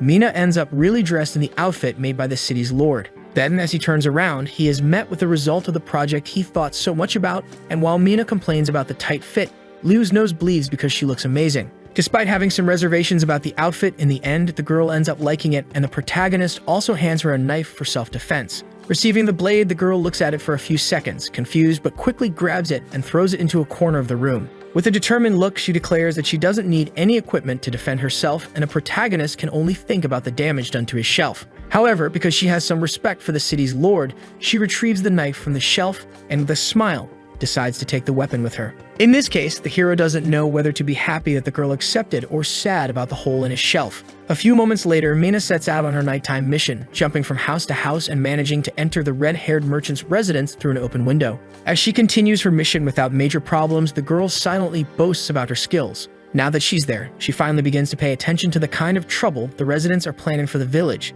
Inside the hall, the redhead's conversation quickly incriminates him as he tells the bandits that killing one person here or there isn't a problem. However, he continues to warn them that if things start happening more frequently, Liu Feng might find out and their plan will fail. In this case, one of the criminals asks why there's so much fear, seeing as they can implement the plan ahead of schedule at any time. To explain himself, he says that all they'll need to do is send a few men to chop off the city lord's head. However, he didn't realize he had given Mina a privileged view of the plan and the audacity of the man to want to pick a fight with her lord. Another merchant eagerly agrees with the mercenary's proposal, saying that as long as they kill Liu, the city of Yang will be theirs. The last one concludes that after killing the lord, they can capture the beautiful demi-human who serves him so they can play with her as much as they want. Just the thought of this excites the two, causing them to indulge in inappropriate and criminal thoughts. Faced with this, Mina becomes extremely enraged at those bastard merchants and prepares to eliminate them all. The redhead, for his part, also agrees with the idea, but is aware of the consequences of killing a noble. Then, one of the merchants informs him that they have the Baron's support regardless. It is said that 70% of all their gold is paid to Lord Omar, and now that Liu Feng is in their way, he won't have any chance of surviving. In such a case, the second bandit confirms the merchant's reasoning, asking them not to worry since he is there sent by Baron Omar. Upon hearing this, the girl on the roof ceases her attack preparation because a highly relevant piece of information has just been revealed. Later, back in the Lord's quarters, all the key figures in management are outraged at discovering what led to the boy's murder. Among the most furious is Mew, who shouts about those bastards planning even the assassination of his kin. The commander, for her part, states that the best course of action right now is to kill every one of them to avoid future problems. And Liu simply asks about Baron Omar's involvement in everything that's happening to them. In this case, the commander decides to explain the entire history involving the noble. It is said that in the kingdom of Yinglu, titles are classified into 5 types, ranging from the lowest, which is Baron, to the highest position of absolute king. Among them, in the 4th position of power is Count Puli, a great aristocrat with over 200 extremely strong men at his disposal. Connected to all of this, Baron Omar is the youngest son of Count Puli, which Liu immediately understands. With that, he unrolls a scroll while commenting that it seems this is someone they shouldn't mess with so carelessly. Liu fears that the Baron might use this situation as an excuse to start a war. In this case, Liu feels a bit disappointed and asks if there's nothing they can do to honor the boys' deaths. After thinking for a moment, the hero decides they will wait until an attempt on his life is made. The next day after that meeting, the birds are singing happily, and a new dessert taught by the protagonist himself is served at breakfast. Nicole promptly places a plate of donuts on the table for everyone to enjoy as much as they like. Quickly, the demi-humans devour everything to satisfy their insatiable hunger. Liu, in turn, asks the girls to eat slowly as there are many other dishes to be tasted. Unexpectedly, Nicole interprets this phrase as a compliment directed at her and becomes extremely emotional. Silly in love, she starts to think the day is beautiful, but suddenly a cry of bad news is heard in the hall. Unfortunately, the pleasant atmosphere of the morning is interrupted and everyone turns to pay attention to the news that has arrived. At the end of the corridor, 2 citizens come running toward the city lord to report the recent events. Desperate, the men inform the lord that another person has appeared and another one of his people has been killed. After processing the information, Liu slams his hand on the table and stands up impatiently, considering the situation a blatant disrespect toward him. Ari, on the other hand, doesn't seem to care much and asks why the protagonist doesn't send someone to check first. However, this lack of common sense only makes the hero even more irritated and determined to go there personally. Without wasting time, he really gets up, knowing it's his duty to manage order and control the chaos in his city. Liu quickly heads to the gate and informs everyone that he'll be gone for some time. Among those remaining at the palace, some like Ari don't take the situation too seriously, while others like Nicole are extremely worried, as is her nature. Later, the Lord's group runs through the city, following the commoner who informed them of the incident. However, at this moment, the hero begins to wonder why the boy is running so fast, almost disappearing from his sight. And inevitably, after turning into one of the alleys, the worst-case scenario happens. Liu loses sight of the boy entirely in an instant. The first to realize the trouble they've gotten into is Mina, who looks back to warn the group of the approaching danger. However, it's already too late, as the spot where everyone was standing suddenly begins to collapse, revealing it to be a trap. Both Mew and Mina manage to land on their feet with ease, unlike the protagonist who falls on his back in an unfavorable position. As the plan succeeds, one of the bandits mocks the hero from above the pit for being so easily deceived. In response, the protagonist shouts, demanding the identity of the hooded men and declaring that even if they are assassins, he will ensure they are killed. However, the bandits don't take this threat seriously, knowing they currently have the upper hand. One of them decides to stop the small talk and suggests they start burying them alive to report the job's completion to their superiors. However, among the captives, there was one variable the assassins hadn't considered. That variable was the demi-human who easily scaled the walls of the pit and managed to strike one of the bandits without him noticing. Seeing this, the other bandit draws his sword to defend himself, but just as he prepares to attack, he is struck in the hand, disarming him. With his weapon fallen to the ground and having been bested, the assassins realize they are no match for the girl. So they quickly whistle for their horses and begin fleeing from the girl, saying their time will come, but not today. Meanwhile, inside the pit, the hero receives help from the commander to climb out and is pleased that the girl intimidated the bandits. New then boasts about the skills of his squad, mocking the strength of the bandits and their audacity in wanting to take down the Lord. However, at this moment, the protagonist notices something is wrong, and upon seeing the end of the trap, he shouts for Mina not to chase the hooded men. This advice, however, isn't heard due to the great distance now separating them. In this case, Liu quickly gets up and warns the commander that the demi-human might end up in danger if they're not there to help. New, however, questions how they'll keep up with her without horses. Being quite resourceful, the protagonist spots an ostrich and decides to use what's available. He mounts the animal, directing it to follow Mina, while asking the commander to gather reinforcements in the meantime. The commander, baffled, wonders where this animal came from and how the Lord managed to tame it. Meanwhile, a native was searching for his large bird, which he had captured recently, while his cauldron was already boiling with spices at hand. Continuing her pursuit, the beast girl leaps from tree to tree, chasing the assassins responsible for the attack on her city. However, as she chases them, she hears her name being called and turning back notices the hero riding an ostrich. Liu shouts for her to stop, stating that it's very likely there's a trap ahead. Ironically, the concern about a trap proves to be real, as the Lord himself, while trying to help, falls into one. The ostrich faints and the hero is thrown off the animal, causing the beast girl to become quite worried. Liu Feng begins to fall in free fall, and considering his situation, he calls for help. With that, Mina quickly jumps from the tree and rescues the protagonist, holding him in her arms, leaving him quite embarrassed. Despite the somewhat embarrassing scene, he was successfully saved, so the demi-human asks if her master is okay, to which Liu responds that he is. But in the middle of that forest, someone interrupts the happy moment the protagonist was having, questioning if he's done having fun. Suddenly, from every bush, an assassin appears, and their leader, now with reinforcements, tells the Lord that he should enjoy it while he can because this is his last chance. The presence of so many assassins just to kill one person was something that definitely frightened our hero. In this case, to try to get out of it, Liu asks why they're trying to kill him, considering they have no personal grudge or conflict. However, the assassins don't care about that and tell the Lord to save those words for when he's dead. This only makes Liu more scared because even as the hero of this story, the bandits didn't back down from his protagonist's speech. Anyway, his persuasion skills weren't that important since the boy had Mina at his disposal. Without wasting time, she attacks several of the bandits, knocking them out one by one, leaving only their leader fully conscious. Seeing this, the leader himself begins to worry and orders all the remaining men to attack the girl together. Mina then pays close attention to the bandits' movements as they approach her, but suddenly, something hits her. As one bandit strikes with his sword, apparently hitting the beast girl, he gets excited about his achievement. However, he quickly realizes that he didn't manage to hit her because, suddenly, she simply vanished from his sight. Then, demonstrating her tremendous agility, Mina appears behind several of the bandits, knocking them out one by one. Finally, she tries to land a blow and do the same to their leader, who narrowly dodges the attack. Seeing this, Mina stops running for a moment to praise the boy's luck and warns that next time he won't have the same opportunity. This provocation makes the assassin tremble with anger, so he draws his sword and tries to slash at the girl, telling her to go to hell. Mina, however, easily dodges, as a slow attack like that can't harm a beast girl as agile as she is. However, even though she wasn't hit on the skin, the boy's strike tears a piece of her sleeve, and the bandit begins to brag, believing he's wearing her down. The assassin asks if the girl is surprised, but she can only think that those are the clothes her master gave her. Therefore, she becomes enraged and charges at the man without holding back, striking several vital points on his body,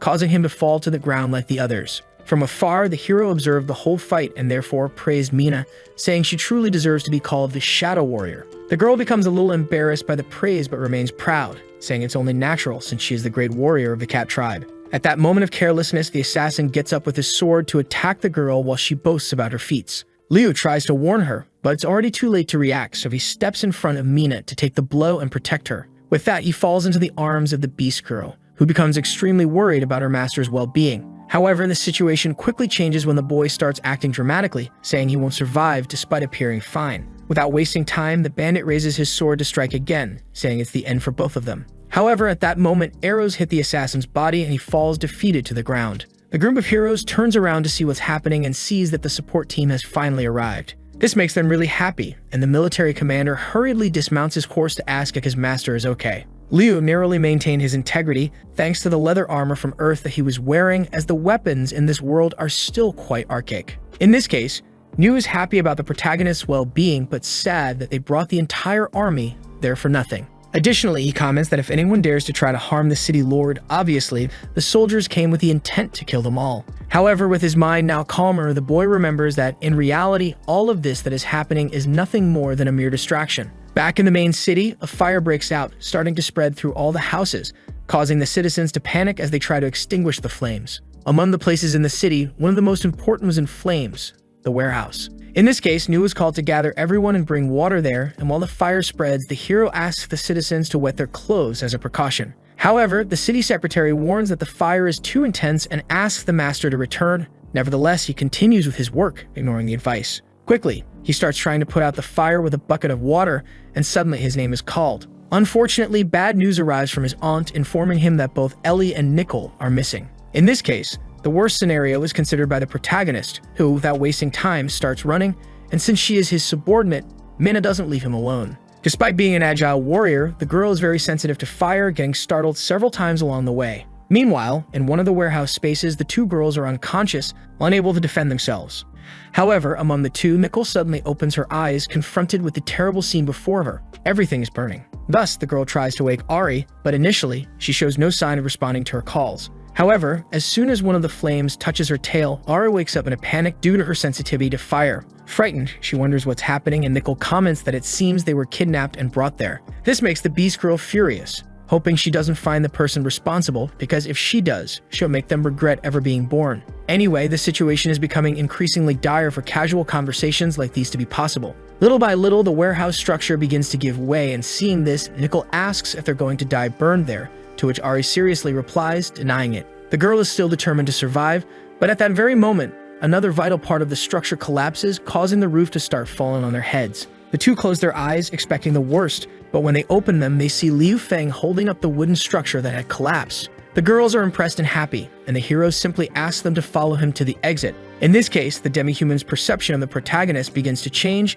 and in her mind, she thanks him for risking his life to save them. Outside the warehouse, things aren't calm either, as despite their efforts, the fire continues to grow. One of the most concerned at this moment was Mew, because among those who needed to be saved was his relative. However, his subordinate points to the warehouse, indicating that people seem to be coming out of it. This turns out to be true because even though he was severely injured, the protagonist managed to save the two girls from the cruel fate that awaited them in the warehouse. A wave of happiness and gratitude begins to fill the atmosphere. To celebrate the happy ending of this conflict, everyone starts to cheer for the city lord along with the two girls who made it out alive. After the fire is extinguished, the heroes start providing first aid to the girls who came out of the warehouse. Ari, however, is extremely angry about them being captured and about the bastard invaders burning everything. The protagonist also becomes irritated, commenting that this isn't the first time they've been deceived, which confuses the girl. Then he explains that the hooded men lured him out of the city and trapped him, and afterward, they ambushed him in the forest. Thus, when the city was left without its lord and main warriors, the merchant took the opportunity to set fire to the supplies.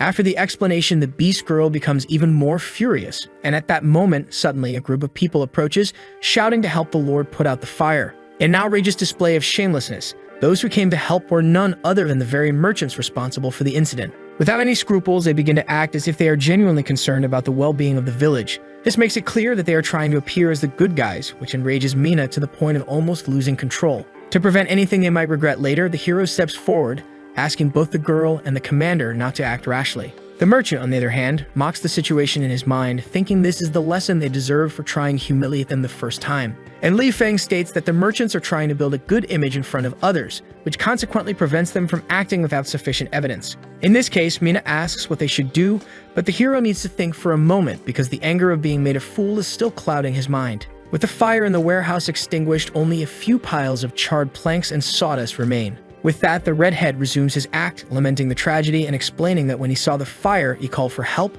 but it was already too late. The protagonist goes along with it and starts acting as if he doesn't know who caused the fire, thanking the merchants for their help. The redhead, in turn, thanks the Lord for his kind words and asks about the food that was inside the warehouse. This was a highly controversial and strategic question for the merchant, which caused the population to begin to panic. In response, Liu walks toward the man and with his serious aura, states that he knows who is responsible for the fire, making the merchant quite worried. However, contrary to expectations, the hero says that the real culprits for the destruction of the warehouse are actually the horse-riding thieves. This makes the population even more desperate, as this time of year is far from autumn, which is usually when the thieves come. In this case, the protagonist says he doesn't know why they're here, but he comments that he just returned to the city and didn't see anyone suspicious. He then presumes that the thieves must be infiltrated within the city, further increasing the people's sense of concern. To resolve this, Liu Feng asks his citizens not to worry because as the city lord, he will protect everyone, as it is his greatest responsibility. Additionally, he announces that from now on, the entrance to Xi Yang City will be blocked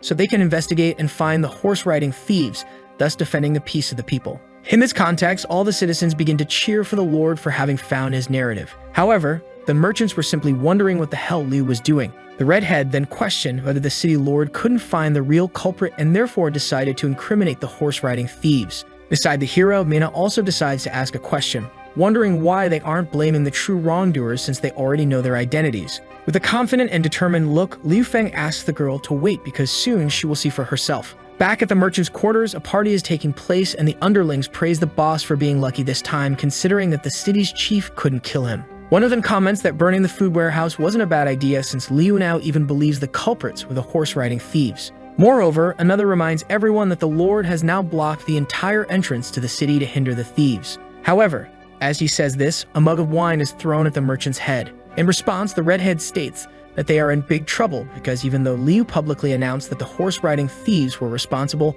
the decision to block Hazai Gang's entrance was obviously not to hinder the thieves but rather to investigate the merchants. In this case, one of them asks what they should do, and it is said that there's no problem because it's likely they will come there to look for answers. As predicted, at that very moment, a noise is heard outside the residence. This makes some of the more foolish ones think it's the horse-riding thieves who came to steal their food. In response, the redhead curses them as idiots, explaining that these are the imposters sent by Liu Feng. He becomes furious because he didn't expect such an elaborate plan to have been made just to kill him. He then knocks over one of the candles that lit the place, filled with hatred for the city lord. Subsequently, one of the workers in the commercial sector appears in a panic and reports about the horse-riding thieves who showed up. Already very tired, he informs his master that they stole all the food and killed the guards. Such information couldn't have surprised the redhead more, and among the merchants, one of them questions what they will do now without anyone to protect them. However, the men don't even have time to think about it because the assassins sent by the hero quickly enter the place, taking down everyone. This leaves the redhead and his accomplices completely shocked,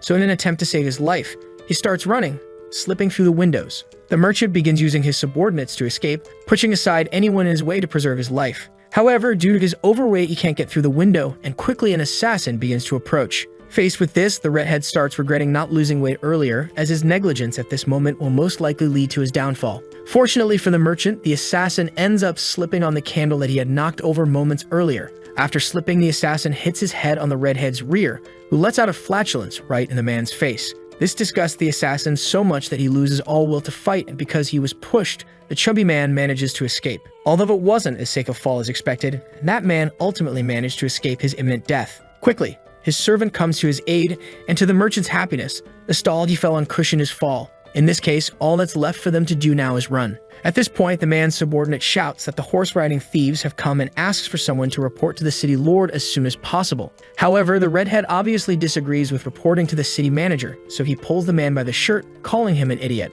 But in the background of that argument, two boys were watching everything that was happening, and upon realizing it was the horse-riding thieves, they decided to report it. Back at the protagonist's castle in the main city, he's having dinner with everyone and asks the girls, victims of the fire, about their injuries. Nicole, for her part, thanks him, quite embarrassed, saying she's already feeling better. However, Ari says she's not fine, explaining that she thought she was going to die several times and now needs more sweets to feel better. In this case, the hero gives free rein for anyone to eat as much as they want, and due to their naturally ravenous appetites, the beast girls start eating. Breaking the peaceful mood of the dinner, a servant suddenly appears, reporting to the lord that the horse-riding thieves are in the city again. Moreover, he states that they not only stole the food but also fled through the city. With this, the protagonist sets his teacup on the table and stands up determined, calling for his knight. Niu promptly responds to the call, and then the hero orders the commander to prepare the army for an eventual battle, because today they will capture the thieves. Around the outskirts of the city, the bandits' carts were racing at full speed, driven by well-trained horses. The thieves, with their carts fully stocked with stolen food, whipped the horses to make them run faster. In their hands, they held lit torches. However, as they approached the city, they spotted some barricades. Nevertheless, this posed no problem for them, considering the incredible training of the horses that easily destroyed all the wooden structures. They left behind only dust and a few frightened citizens with everything that was happening. Meanwhile, within the city, the army is organized with Niu motivating the soldiers to go out and capture all the thieves along with the city lord. Finally, he firmly states that whoever captures the most thieves will be rewarded generously. These shouts of army organization end up waking many of the civilians in the middle of the night. However, contrary to expectations, they decide to help because they are confident in their lord's command and are already very irritated by the thieves' presence. Thus, they grabbed anything sharp they had on hand to take down the intruders and claim the greatest reward. Eventually, everyone begins to follow the army in its march on horseback to defend the city. Then, like a true leader, Liu Feng points his sword forward and coordinates the group's movement. Alongside the army, Mina followed the group through the trees, but when called, she quickly descended to the ground. The hero, in turn, asked the girl to return and hide, waiting for the men to leave, which she promptly understood. With that, Mina jumped from the ground to the rooftop, and from the rooftop to one of the trees, hiding as ordered. From her hidden vantage point, she began to watch the entire situation unfold. The hidden merchants also witnessed the arrival of the thieves along with the army, starting to believe that perhaps the situation had been set up against them. One of the men shouted that the city's entrance was already very close, but he was quickly reprimanded by the redhead, who told him to keep quiet. A little behind the main group, a citizen ran towards the army with his weapon, chanting the battle cry. Seeing this, the redhead commented that when the Lord leaves the city, he will speak with Baron Omar to kill him along with all the people of Yan. Then, after the dust settled, the merchants began to flee the scene, but Mina, who had witnessed everything from the start, was waiting in the tree above them. Moments after their escape, as they were leaving from the forest at night, an owl spotted the merchants in a somewhat suspicious manner. The redhead was leading the group, and after verifying that the path was clear of enemies, they continued to run through the area. Finally, they reached a region where they planned to take shelter, but at that moment, they encountered a toppled cart with a horse. Seeing this, one of the men became extremely excited at the sight of food in front of him. Several of them started heading toward the cart to grab some food to eat. In this situation, one of them questioned why these things were there, and another responded that he didn't care, continuing to grab food. However, the smartest of them stopped his companions from continuing, asserting that something was wrong and relating this situation to a trap. The most foolish one, on the other hand, insisted that there was no trap as he continued looting the cart, believing it belonged to the horse-riding thieves. In this case, the redhead grabbed him by the shirt, furious, because any wrong decision by someone in the group could have consequences for him. However, the merchant shrugged off the chubby man's hands, now asking if he was afraid. He then called all of his companions to take the food that now belonged to them. With that, two others looked at each other and after some thought decided to grab all that food in a sack to take with them. Seeing this, the previous merchant boasted about his cleverness, saying he knew from the start that everything would turn out fine. Left with no choice, the redhead merely became irritated and walked away, saying that whoever wanted to die could die alone. However, just as he was about to leave, Torch was spotted in the forest, and along with the torch, an angry mob of civilians appeared.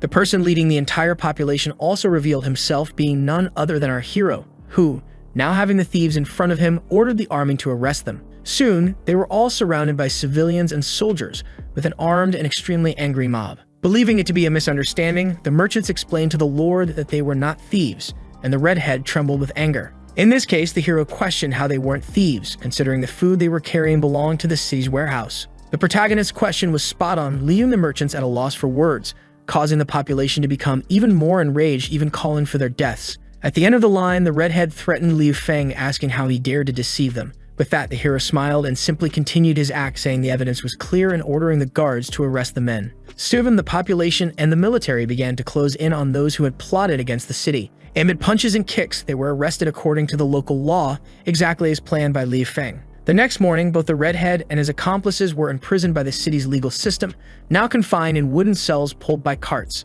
As they passed through the city, one of the civilians asked what had happened to the food merchants for them to be arrested. Another recalled that these same merchants had helped put out the fire in the warehouse, making the situation even more confusing. In the end, the army simply transported the criminals to another part of the city despite their curiosity. On his horse, Nu praised his relative for the plan they had to disguise themselves as horse-riding thieves. In this case, the hero recalls that the merchants had conspired with the horse-riding thieves to attack them, so he simply convinced them of his narrative. In conclusion, the tables were turned on the sorcerer, and in the city's courtroom, the explanation of what had happened began to unfold. Taking the lead, the protagonist comments that he already knows the population is probably wondering why they were captured. This is confirmed as the people loudly question the reasons for it and ask where the horse-riding thieves are. In response, Liu Feng explained that the merchants were captured because, in reality, they were the horse-riding thieves. Initially, the population is confused, so it's explained that first, the men profited by selling their own food and then schemed to burn down the warehouse. It was said that they partnered with the thieves, and when they realized they would be caught, they were arrested. Since many people attended this event, numerous witnesses stood up to confirm the city lord's story. Then, anger began to rise against the merchants, who had wished to leave the people without food. Continuing his speech, Liu Feng explained that the merchants not only dared to betray the city for their selfish desires, but also risked the lives of the inhabitants. In this case, he asked how they should be punished, and without mercy, the population demanded that they all be killed. Thus, to the redhead's misfortune, the protagonist agreed, saying that this kind of people doesn't deserve anyone's mercy. With that, the resolution began with the hero reiterating that the merchants conspired with the horse-riding thieves in an unforgivable crime. As such, he sentenced them to the gallows, and inevitably, what had to happen to them happened. After dealing with the merchants' problem, Lee reiterated that they burned the food and raised prices solely for their own profit, causing people to suffer. Then he stated that in his city, this kind of crime would no longer happen as it was announced that the castle would become the main food market. Initially, the population didn't understand, and the protagonist thought this was the first step toward making his people self-sufficient. Not understanding, one of the civilians raised his hand, questioning what the Lord meant when he said food would be sold at the castle. In this case, it was explained that after the harvest, if someone didn't have enough food stored or wanted to prevent it from spoiling, they could sell it to the Lord. Moreover, it was said that it was obvious that he would buy it at market price and sell it back to families without food at home without charging anything. This proposal greatly excited the city's citizens, and concluding his speech, the hero assured them not to worry because he, Liu Feng, would take care of everyone. With that, he affirmed that in his city, no one would be allowed to die from hunger or any basic necessity. After this speech, everyone became even more excited about the promising future of their lives. One of them believed that if Liu had become Lord earlier, things would have been different, and finally, the entire population joined together to honor the hero. The next day, inside the castle, someone commented that the city of Xiyang was finally stable. The hero, in turn, explained that now that they are on the right path, the tendency is to grow more and more. But changing the subject, he mentioned that he would now distribute some titles with some important tasks. Upon hearing this, Nicole became embarrassed, wondering what task would be given to her. First, Nu was ordered to take charge of all tasks, assuming the title of General-in-Chief, which he accepted without hesitation. Although he accepted, he felt a bit anxious because he wasn't familiar with the new title, but he knew he would do his best to honor it. After the first position was given, it was Nicole's turn, and Liu commented that he already knew it was very difficult to handle the internal responsibilities of the Secretariat simultaneously.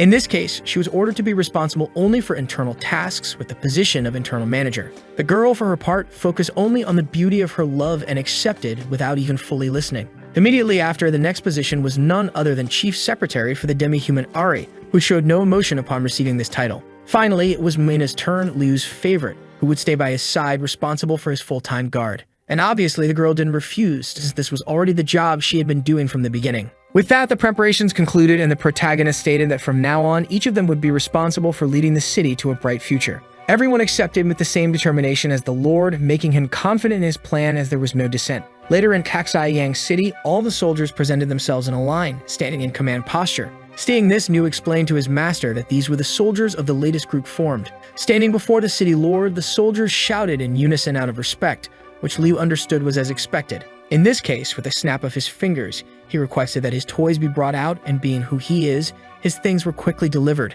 However, as the soldiers carried the items, they wondered about the contents stored inside the box. Then, without further delay, the protagonist removed the veil from the top of the box, revealing the bows he had brought from the other world. At first, the soldiers were confused, but they soon realized they were bows of extremely high quality, made from a material different from traditional wood. Liu then explained that these were magical bows he brought from his homeland, called reflective bows. Unexpectedly, the declaration made the soldiers more worried than excited, since they had never heard of such a thing. Liu, for his part, commented that he planned to select 50 of the best archers to form a special archery team. With that, the soldiers' opinions about the reflective bows began to change, and they showed interest in learning how to use the weapon. In this case, the protagonist asked if anyone wanted to try, and announced that there would be a prize for whoever hit the target. The prize excited some of the soldiers, but others remained reserved, not wanting to embarrass themselves by trying something new. Seeing this, Li Feng reiterated his question, waiting for a volunteer, and fortunately, one of them stepped forward to be the first. As he warmed up his shoulders a bit, the soldier was excited to be the first to try firing the magical bow. In reverence to his master, the chubby soldier asked once again to be the first to try shooting with the new bow. With that, the hero remarked that this man, Wu Tam, had a lot of courage and handed him one of the bows. The young man held the weapon and prepared to fire the arrow of his life, knowing he couldn't miss with everyone watching. He concentrated and pulled the bow with all of his strength, but something went wrong, causing him to hit himself in the face. Blood then flowed from the boy's nose where the bow had struck him, and in a state of extreme anger, Mu began to pull the bowstring in an attempt to break it. However, the weapons brought by the protagonist were of such high quality that the attempt only caused a rebound effect, injuring him again. Seeing this, everyone began to get scared, and the soldiers commented on the hardness of the weapon. Among them, Commander Nu informed the master of the complaints, and since they were not used to using it, asked if he could do a demonstration. Something the protagonist obviously never planned to do, considering he wasn't even a warrior. Nu reiterated his proposal, saying the soldiers needed an example, and seeing the boy's lack of confidence, Mina asked if he didn't know how to use the weapon either. However, the hero couldn't admit that he didn't know how to avoid discouraging the soldiers, so he quickly grabbed the weapon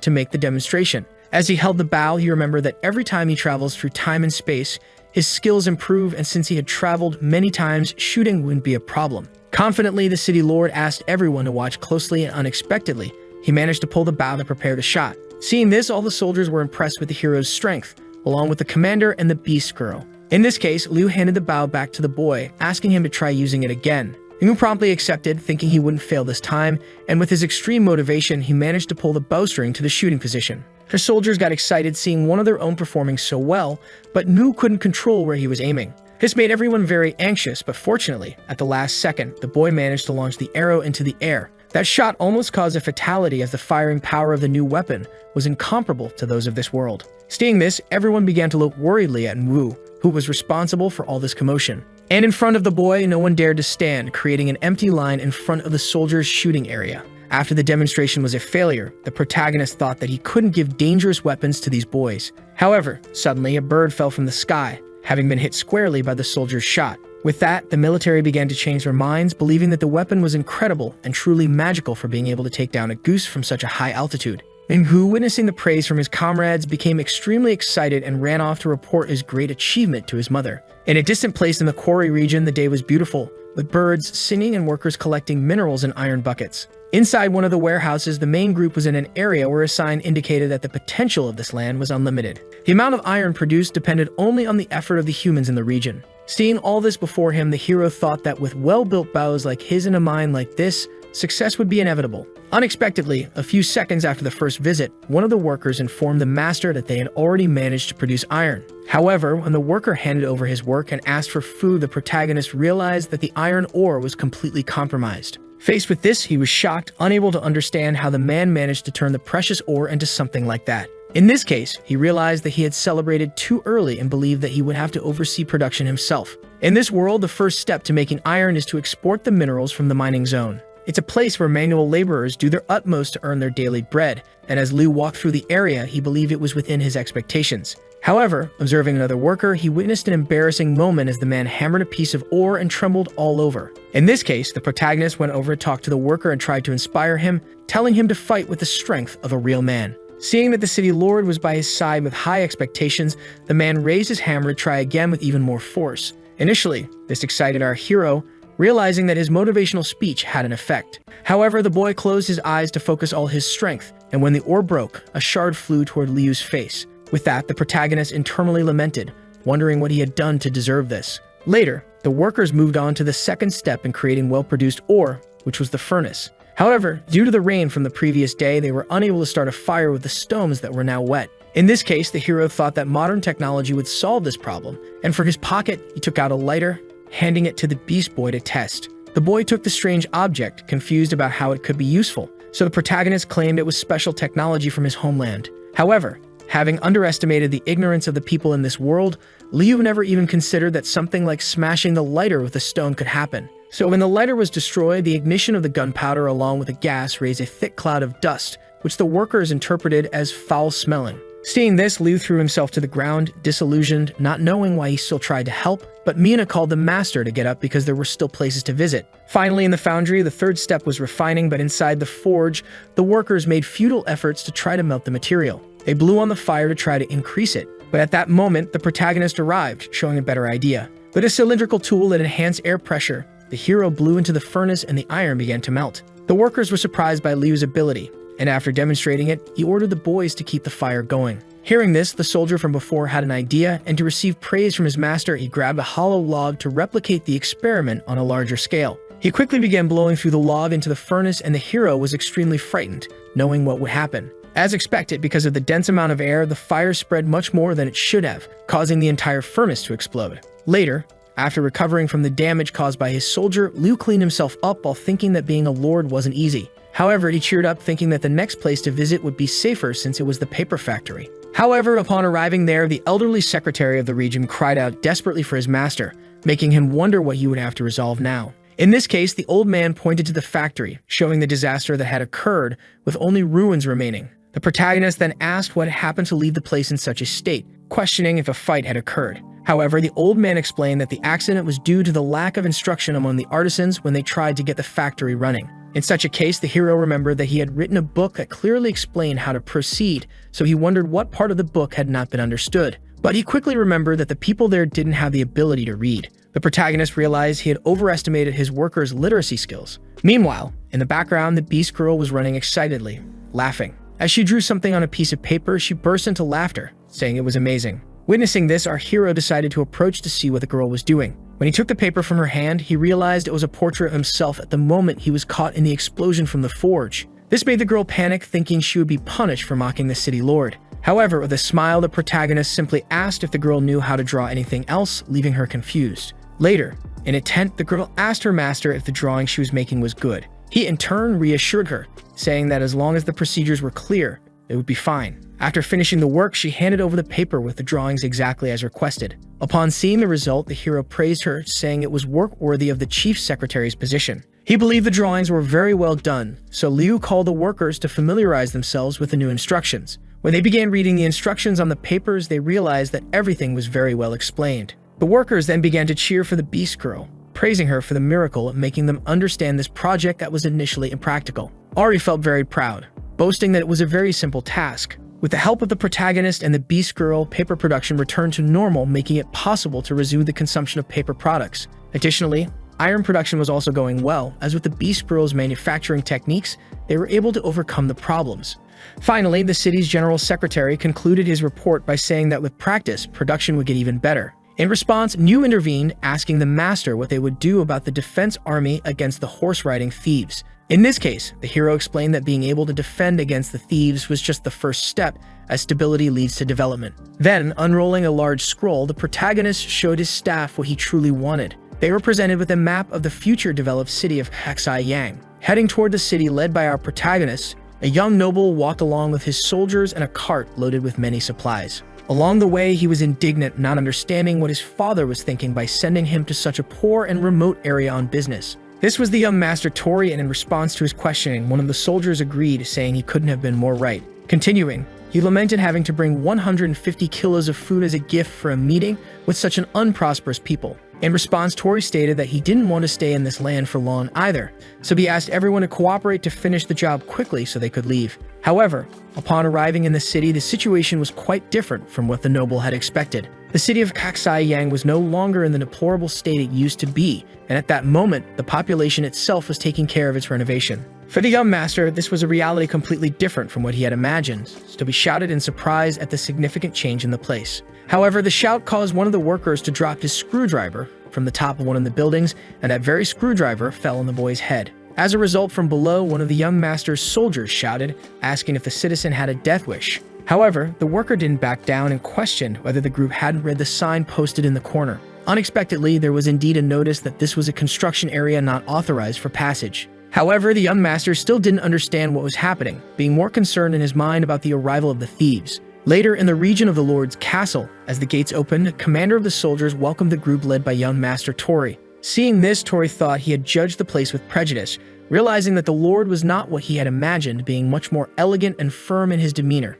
With a trembling and embarrassed voice, the boy declared it an honor to visit the city of Haxai-Yang, mistaking Mu for the city's baron. In this case, the commander simply smiled and invited the group inside, saying that the city lord had prepared quarters for them to rest from their journey. Upon hearing this, the preconception the boy had of the city completely dissolved, as this man, who dressed better than he did, wasn't even the top authority. After some time, all of his concerns turned to happiness as a delicious cake was served to the young noble. To explain the baron's delayed presence, Niu mentioned that he was dealing with some business, but would be there soon. However, as he enjoyed his meal, Tori no longer cared whether he had to wait a minute or a decade. The noble liked the cake so much that he made an offer to buy more, and the temptation to eat was so strong that it even affected the guards on duty. Thus, the boy ate one cake after another, but eventually faced the cruel reality that his meal had come to an end. In this case, he noticed that there were still some crumbs left on the plate, and already out of his mind, consumed by gluttony, the noble did something unthinkable. Meanwhile, with a sincere apology, the protagonist finally appeared in the hall. However, the first impression he had of his visitor was that the boy had lost a tooth while trying to eat the plate. Caught in such an embarrassing situation, the boy didn't know what to say. On the other hand, our hero thought that the city of Bakfong, surrounded by rivers and excellent for trade, was one of the most prosperous in the West. In this case, he wondered how its ruler could seem so foolish, but regardless, he proceeded with his greetings, introducing himself to the boy. With that, the noble looked at the man before him and realized he was someone far more interesting than he had expected. As a sign of respect, the boy stood to greet the protagonist, but he was asked to remain seated. First, Liu Feng decided to thank him for the help with supplies they had received last time and then inquired about the purpose of the visit. The noble replied that it was a pleasure to assist the baron and without mystery, stated that he was there to negotiate a fur trade. Hearing this, Liu was the first to understand the matter and joined the conversation, saying it was an irrational proposal. He continued by saying that this was something very important for the military and questioned whether the noble was aware of the matter. As someone of high rank, Tori was already aware of all the concerns raised but stated that it was a special situation. With that, he simply expressed his hope that the baron would consider his proposal.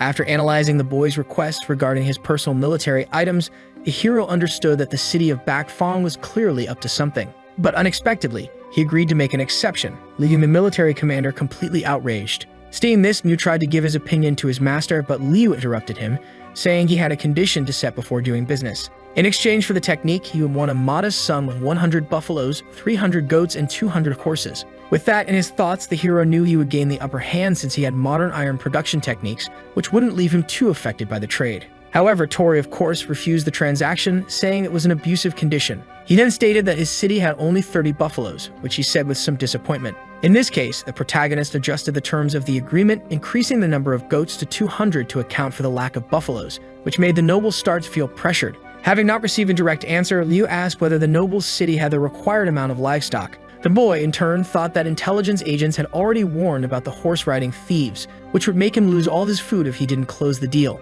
With that, the noble asked whether a proposal of 30 buffaloes along with 150 horses and 300 goats would suffice. However, the hero didn't seem to react well, causing Tori to start panicking. Taking control of the negotiation, Liu praised his own persuasion skills in his mind. Having already offered everything he had, Tori became frustrated and tried to question the abusive demands. But at that moment, Liu used the good cop, bad cop technique, accepting the deal with a smile. This made the boy think he was lucky to have managed to make a deal, even though he lost more than he gained. With the negotiation concluded, the nobles' group soon left along with the cart that came in, and Liu bid them farewell at the city gates. Unfortunately, just a few dozen meters away from the city, Tori realized that he had been tricked in the negotiation. Meanwhile, back to our hero's perspective, he was questioned by Liu about the purchase of military items. Liu informed him that it was very likely that the thieves might be involved, but Liu Feng didn't seem too concerned about it. In a remote and distant place in the city of Lietma, a man was cleaning his bloodied sword. Alongside him were the nobles who had sold the city of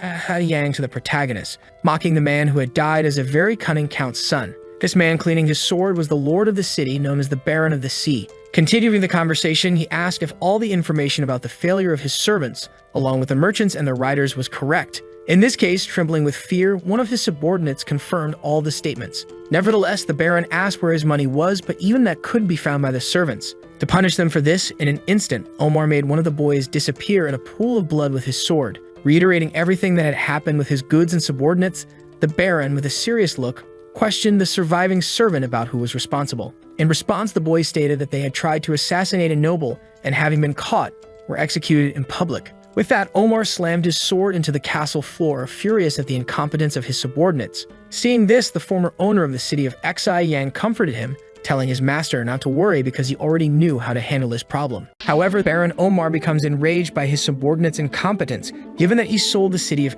Xi Yang. In this case, he angrily questions how Carter could cooperate with him while tasting the edge of his sword, which leaves the man quite terrified. Desperate, he only claims to want to be the Baron's companion and explains that there's no need to be so angry. His son, in turn, agrees, saying that if they didn't want to be by Omar's side, they wouldn't have sent disguised knights to steal the city of Bakfang. Thus, Omar comments seriously that it is better that what is being said is true, so Carter tries his best to maintain appearances. In any case, if the Baron doesn't believe him, Carter thinks of going there to give a clearer answer, but Omar comments that it's unnecessary as he draws his sword. Determined to return to his city's rural area, the former owner walks in Haiyang with his son, but the city is very different from usual. Both Carter and his son Fez are extremely impressed with what they are seeing before their eyes at this moment. The older man, in turn, questions whether this is an illusion or if he might have lost his way. Suddenly, a conversation is heard among the locals saying that the city's casino is recruiting more employees and that they pay a very high salary. In this case, they happily comment that the new lord is very kind for giving them a job and decent wages, unlike the former one who only knew how to exploit them.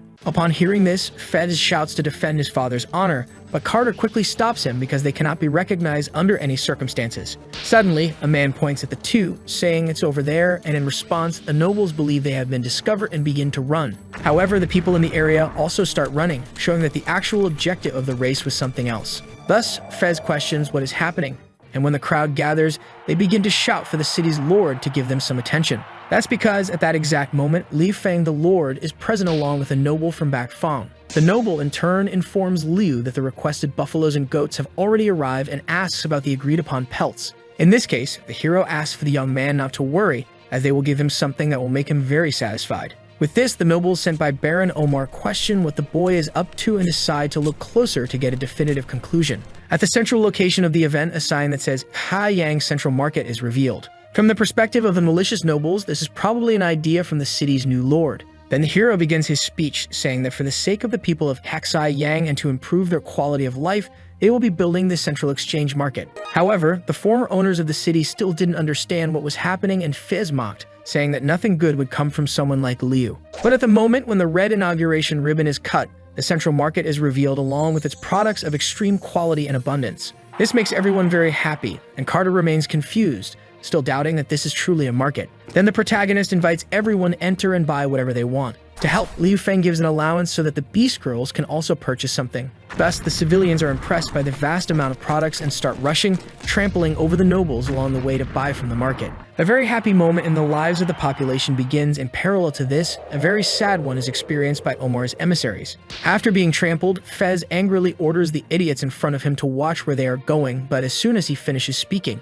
someone else steps on his head on their way to the market. After they recover, Fez is outraged by the population's audacity in disrespecting a noble, but Carter is pleased that they at least managed to enter. Suddenly, they notice Ari, who is talking and negotiating with a vendor, which draws a lot of attention since she is a demi-human. And after she sees the price, which is so cheap, she decides to buy 10, each costing 1 metal coin. However, the nobles don't understand what this metal coin is, so it is explained that the coin is one the Lord implemented, where 10 normal coins equal 1 metal coin. Kaz believes it to be utter nonsense, but Carter disagrees with his son. Shifting focus, they notice that at the city's porcelain stall, the noble from Back Fong is entering. Upon entering the establishment, the young man, being very fond of the products offered, decides to purchase 100 porcelain items packed for travel. He still couldn't believe that this porcelain object was so fine and delicate. However, if he bought it, he wasn't sure if he could still afford the pelts. Nevertheless, the young man sets these concerns aside and buys the porcelains, reasoning that only the poor need to consider their total balance.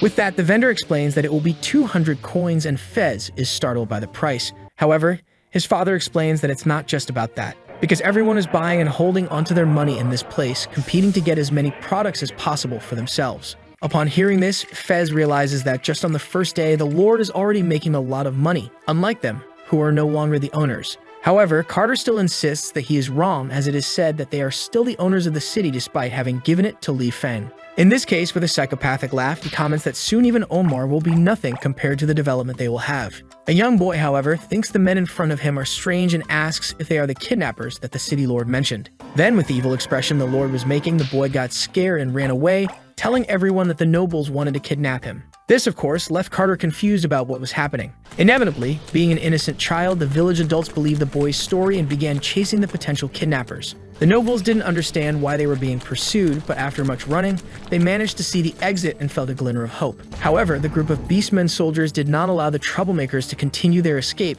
given that they had ruined the market. Realizing they were up against powerful enemies, Fez ordered the infiltrated soldiers to take them down. However, in the first strike, the leader of the group of soldiers easily dodged and delivered a punch to the subordinate's face, knocking him out of the fight. In this case, another warrior charged at the young man, saying he would handle the problem for his fallen comrade. However, upon attempting his attack, this warrior met the same fate as the one who dared to try his luck before. Seeing this, the nobles became desperate as their henchmen were defeated, and Fuji ordered his comrades to arrest them and take them to the city lord. Without delay, the captured men began to wail, but their fate was certain. Meanwhile, Liu bought a lollipop from a small shop. Upon buying it, he gifted the sweet to Mina, who liked it very much. She then asked if the market would always be so crowded, to which Liu confirmed. Suddenly, the news that the kidnappers were captured reached the protagonist. Without delay, the soldiers dropped the two men on the ground in front of the Lord for him to assess the situation himself. With this, Carter instructed his son to lower his head so that the city leader wouldn't recognize them. However, Mina quickly noticed the identity of the men, which Liu Feng soon recognized as well. The accused kidnappers were the former owners of the city.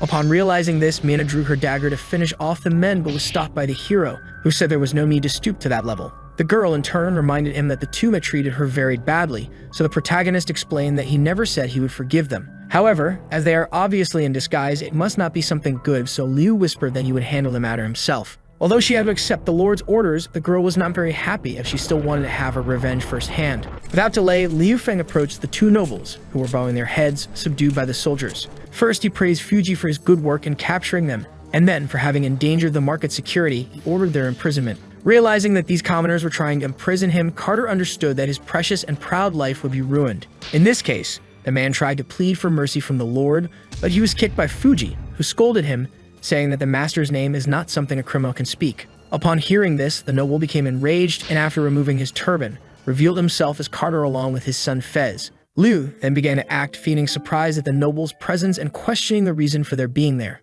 With that, he apologized, saying that his guards didn't recognize them and therefore mistook them for kidnappers. In any case, Liu questions the reason for Carter's visit to the great city of Paksai, given that he isn't one to visit often. Hearing this, the noble displays an uncomfortable expression as he cannot reveal that he is there to investigate him, so he quickly thinks of another reason. With that, the gentleman claims he came to discuss something quite important regarding the city of Paksai. At the Lord's residence, Mina brandishes her dagger, leaving the noble quite frightened while he has his courtesy meal. In this situation, Liu Feng sips his tea and asks what Carter wanted to discuss with him. The noble then explains that it's not really a big deal, mostly about him getting older. He states that when one gets old, it's necessary to reminisce about the past, and he mentions that he left the city for a few days but is already feeling unwell. With that, he explains that he would like to buy back the city of Paksai. This is obvious given the great potential of the newly inaugurated market that he witnessed along with his son. Knowing that the proposal is somewhat improper, the noble reassures the young man not to worry, as he won't incur any losses in the sale. That's because the gentleman says he will buy it for the price at which he sold it,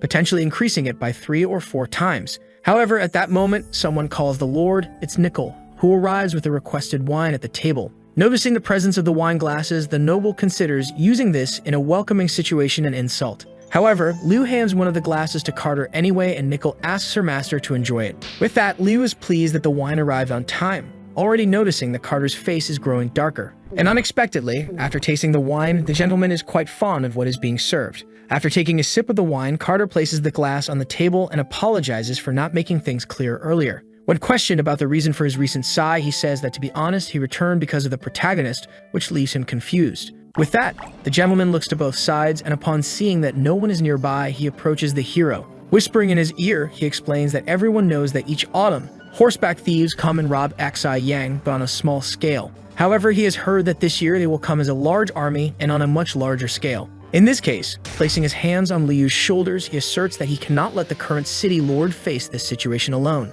Regardless of whether he considers it a blatant act, the hero comments that the noble is right, which catches him by surprise. The man quickly becomes enthusiastic, but Liu also joins the act, saying that after the city was sold, he took it on as his life's commitment. So he cannot let the former owner take responsibility for his problems, which throws a cold bucket of water on Carter. In any case, Liu comments that if any information about the horseback thieves is available, he would be happy to trade it for a glass of wine. This insinuation is taken as a mockery against him, but just as he is about to rise, Mina's dagger is slammed into the wooden table as a warning. In this situation, the noble understands that he needs to behave better, so he says that he doesn't have much information about the thieves and won't take up more of the Lord's time. Thus, he decides to leave with his subordinates, but at the last moment, he is stopped by Liu Feng. Knowing how a noble reacts when offered wine, he provokes the gentleman, saying that he hasn't finished drinking his glass, deeply irritating Carter. Elsewhere in the city of Paksai, at Carter's mansion, Fez asks his father what brought him back to the city. Continuing, the boy comments that the glass goblets have already tripled in value,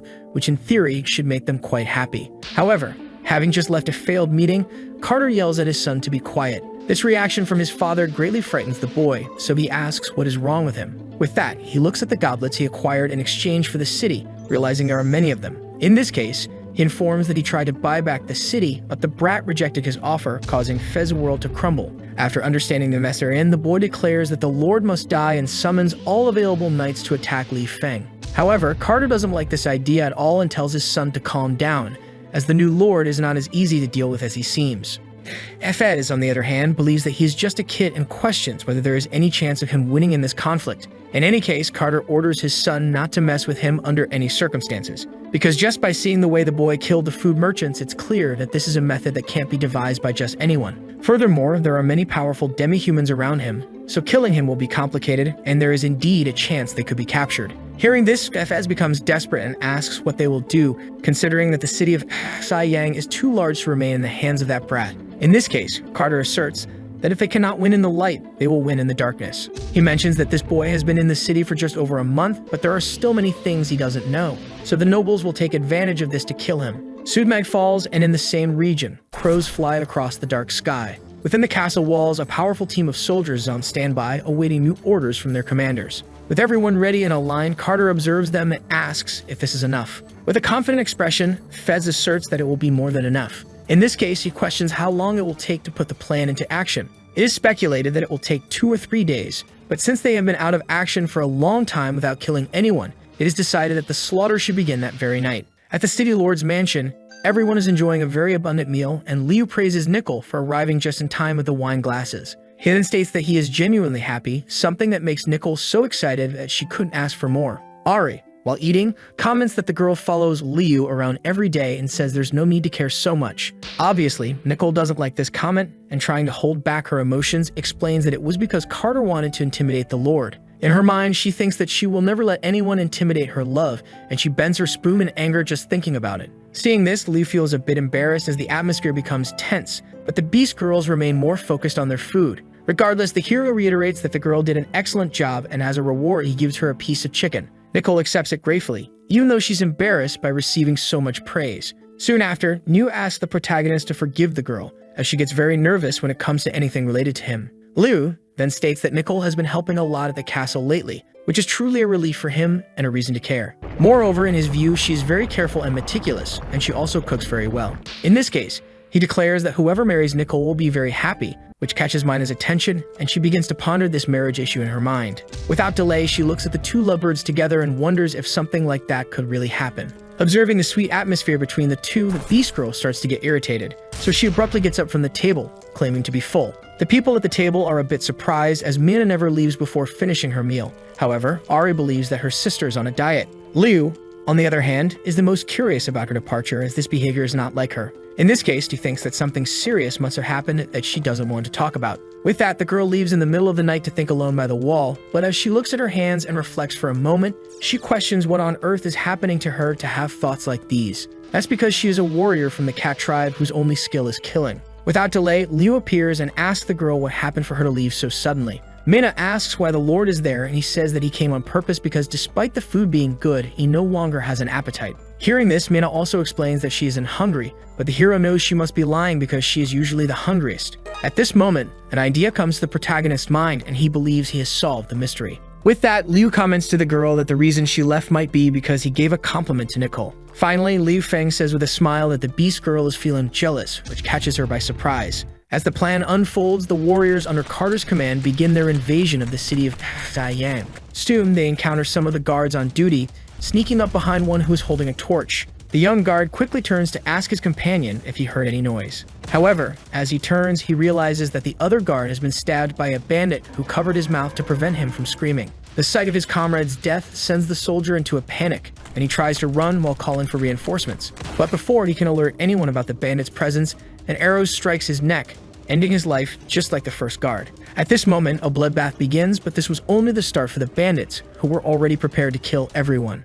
Back on top of the Lord's castle, Mina feels embarrassed as she starts to understand that she is indeed jealous. The memories of all the moments they shared together flood her mind, making her increasingly emotional. However, she still denies her jealousy, thinking she must be rational since the two of them do not belong to the same world, making them inaccessible to each other. Liu, not understanding what is happening, comments that he was just joking, to which the Beast Girl responds that it wasn't funny. The hero then boasts about having figured it out, believing that as a lord he can make anyone love him with just a glance. Mina agrees with the protagonist's statement, but points out that unlike her master, she is not human. As a demi-human, she feels sad, believing that there's no chance a noble would ever decide to marry her, just as no demi-human woman has ever married a noble in history. In response, the hero asks what's so wrong with demi-humans, making Mina blush. He then states that to him, beast men are still great people as he places his hands on the wall, trapping her between him and the wall. Liu declares that he would be very happy if he could have a beast woman as his wife. In such a compromising situation, the girl asks what her master is doing. With a smile, he asks what she thinks of his proposal, leaving her even more embarrassed. Meanwhile, on this full moon night, a bloodbath unfolds at the hands of the invaders. As the invasion progresses according to plan, Carter praises his soldiers, who bow before his presence. He then announces that whoever brings him the head of the city lord will be rewarded with 20 gold coins, further motivating the mercenaries. Carter believes that this boy who owns the place will regret having angered the nobles so much. Back at the hero's castle, the romance between Liu and Mina has progressed more than expected. With the two already in bed, they look at each other and slowly move their lips closer together. In this romantic moment, the hero tells Mina to start calling him by his name instead of master. Soon, the girl surrenders herself fully to what is about to happen. However, as is customary at such crucial moments, a soldier barges into the room, interrupting them to report the bad news about the city. Without wasting time, he reports on the invasion, but he quickly realizes that he has arrived at a very inopportune time. The attention of the two turns to the soldier at the door, and Mina, caught in the act, becomes extremely embarrassed.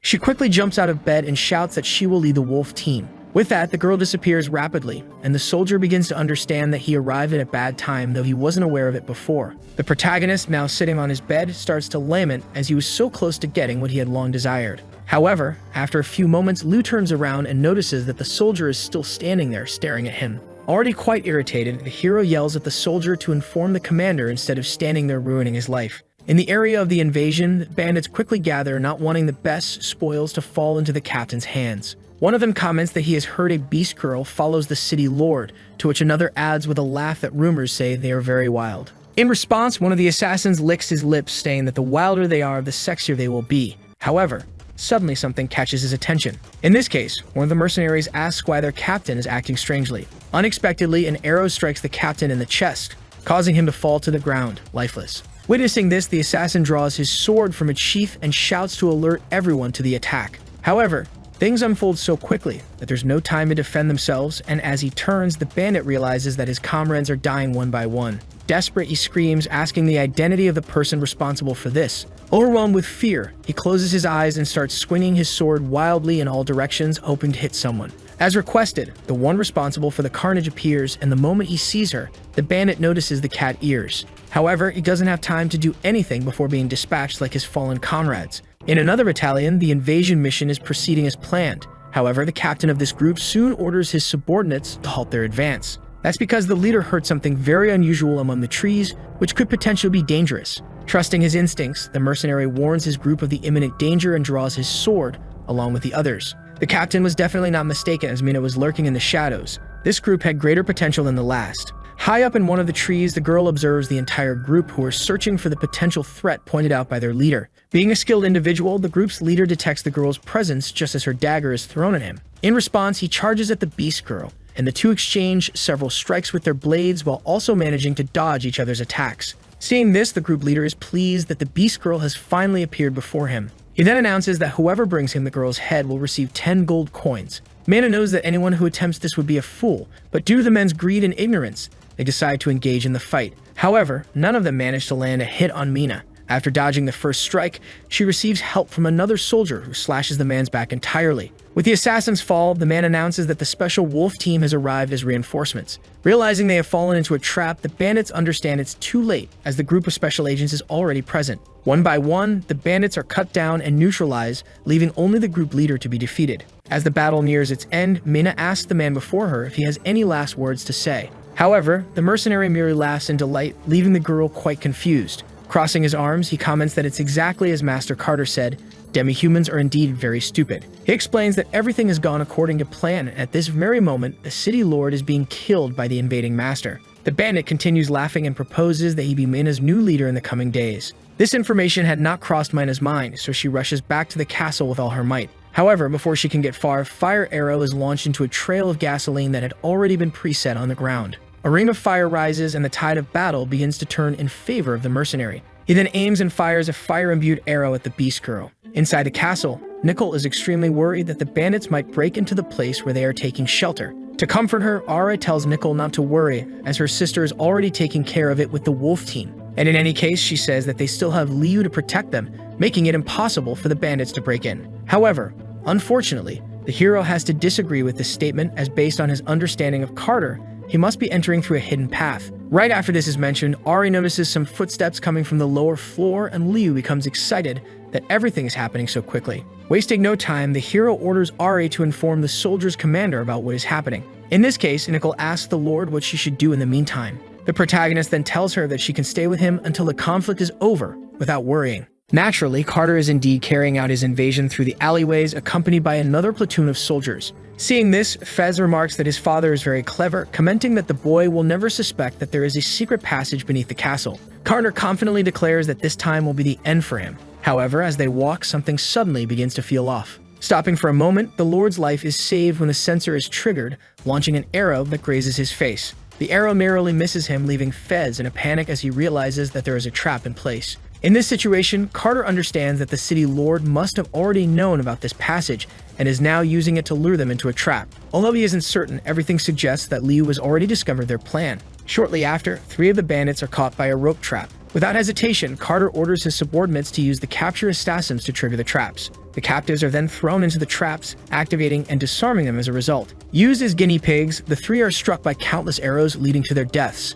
Fez, along with the other soldiers, is deeply frightened, but with his cold mentality, Carter merely orders everyone to keep moving forward. Soon, the group finally reaches the main gate of the castle, breaks down the door, and easily enters the premises. At this stage of the plan, the noble commands his remaining soldiers to search for the Lord on his behalf. Hidden inside one of the cabinets, Liu waits, thinking about what Carter will do next while holding Nicole in his arms. Nicole, on the other hand, believes the situation is so good that she wouldn't mind staying like this for the rest of her life. However, one of the assassins quickly finds the location where the 2 are hiding and prepares to investigate. As they hide inside the cabinet, Liu waits patiently, already activating one of his powers. Inevitably, the man continues toward the cabinet to open it, but in the background, someone mentions hearing footsteps. Thus, the assassin initially decides not to search the cabinet, much to the girl's relief. However, the bandit soon returns, opens the cabinet doors, and reveals their position, loudly announcing to the group that he has found them. In this case, already preparing to strike with his sword and finish them off, the bandit concludes that the 20 gold coins will be his.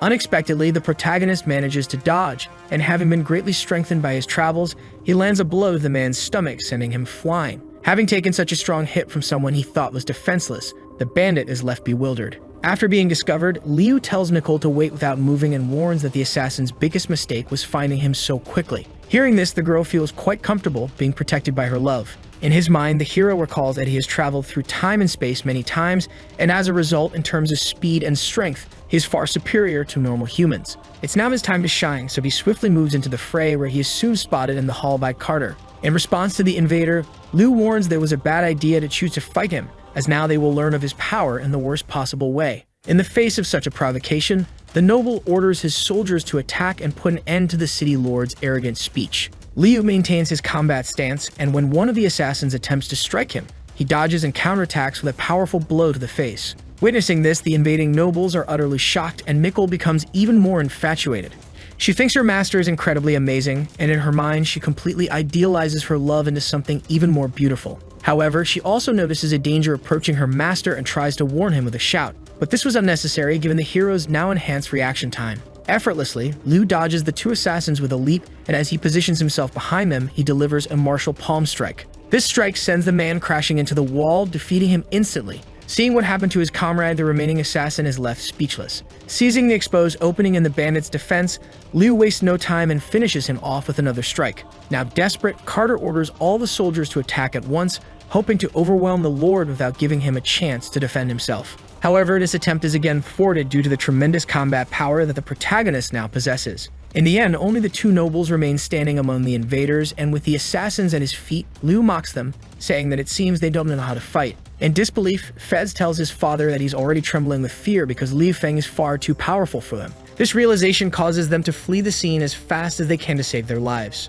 As they run, the hero shouts at the nobles to stop running and fight him. But since they don't heed his call, the protagonist begins chasing after the fugitives. He quickly calls for Nicole to join him in teaching these disrespectful invaders a lesson, which the girl gladly accepts. Outside the castle, a chase ensues to capture the two fleeing nobles who are desperately trying to escape. While fleeing, Carter is already planning his revenge against the city lord, but the protagonist continues to pursue them. The two nobles eventually reach the location where the remaining mercenaries along with their leader are gathered. Upon arrival, the leader of the bandits informs them that the demi-human girl is already under control, which surprises Carter. Hearing this, Carter begins to laugh, already imagining how he can use this new advantage to his benefit. Mina, for her part, only wishes for her master's well-being, wherever he may be. With that, the noble approaches the girl and sarcastically comments that he thought she would be stronger. However, it seems she's afraid of fire, which is why she is trapped and unable to do anything, along with her special forces group. Liu soon arrives at the scene and takes in the situation his allies are in. Mina is overjoyed to see her master, while Carter is somewhat surprised that his pursuer has arrived so quickly. The hero then asks the noble if he came here to kill his people and steal his city. Carter wonders if the boy in front of him is actually thinking of fighting him alone. In response, Leo reminds the invader that while they're running around the city, they're forgetting the fact that the horseback thieves are coming to take everything. Upon hearing this, the invader begins laughing uncontrollably and decides to let the city lord in on something before he dies. He explains that the horseback thieves are in fact the Knights of Lord Omar. At this revelation, the protagonist's expression changes to one of apparent seriousness, and as he clenches his fists in anger, he calls them all scoundrels. Having uncovered the corruption happening in the city, he declares that none of the bandits will leave here alive. He then moves in to fight, but the fire begins to spread dangerously close to the hero, causing his two subordinate girls to become frightened. In this moment, the invader taunts, asking if the girl trapped in the ring of fire deserves to continue living. He then smirks arrogantly, questioning how difficult it must be for Liu to decide his next course of action. The hero realizes that the fire is becoming increasingly dangerous, making it necessary to prioritize his companion's life. As he assesses Mina's situation, however, the hero comes up with an idea to resolve it. He begins to use his powers, and as he lifts his cape, he initiates the process of retrieving something from within. Soon, the protagonist pulls out a fire extinguisher from a rift in space. He quickly removes the pin and activates the extinguisher, beginning to douse the fire with its gas. In no time, the immense ring of fire that was spreading through the forest is extinguished, leaving the nobles more terrified than ever. Now that her life, along with her groups, has been saved, Mina is overcome with emotion, tears of joy filling her eyes. Amidst all the smoke, a protagonist emerges, exuding an imposing presence. Overwhelmed with emotion, the Beast Girl throws herself into her master's arms, prompting him to ask if everything is alright. Through her tears, the girl assures the Lord not to worry and apologizes for not only failing to lead her group well, but also for endangering the city's people. Observing this romantic moment from a distance, Nicole feels a deep sadness seeing the two so close. However, Carter is far from giving up on his plan, and as a last resort, he aims an arrow at the hero. He fires the arrow, cursing Liu to go to hell, while Nicole screams in despair, already fearing the worst. However, Liu once again demonstrates his superior physical prowess by catching the arrow with just his left hand. After catching it, he strides toward the man responsible for attempting to harm him. Seeing this, Carter becomes terrified and orders his subordinates to protect him, but the protagonist easily dispatches them, slashing with the sharp tip of the arrow. Inevitably, after a few seconds of conflict, Liu reaches the noble's throat with the arrow and holds him at bay. Now extremely irritated, he questions the noble's audacity in attempting to eliminate him in such a cowardly manner. With the arrow pointed at his neck, the noble trembles in fear of what might come next. However, behind him, the leader of the mercenaries continues to glare at the protagonist with intense hatred. Regardless, the hero decides to focus on his personal matters and orders the bandits to leave. He knows their will to fight is already fading. Leo reiterates his order, telling everyone to leave and let him be alone with the one responsible for the invasion.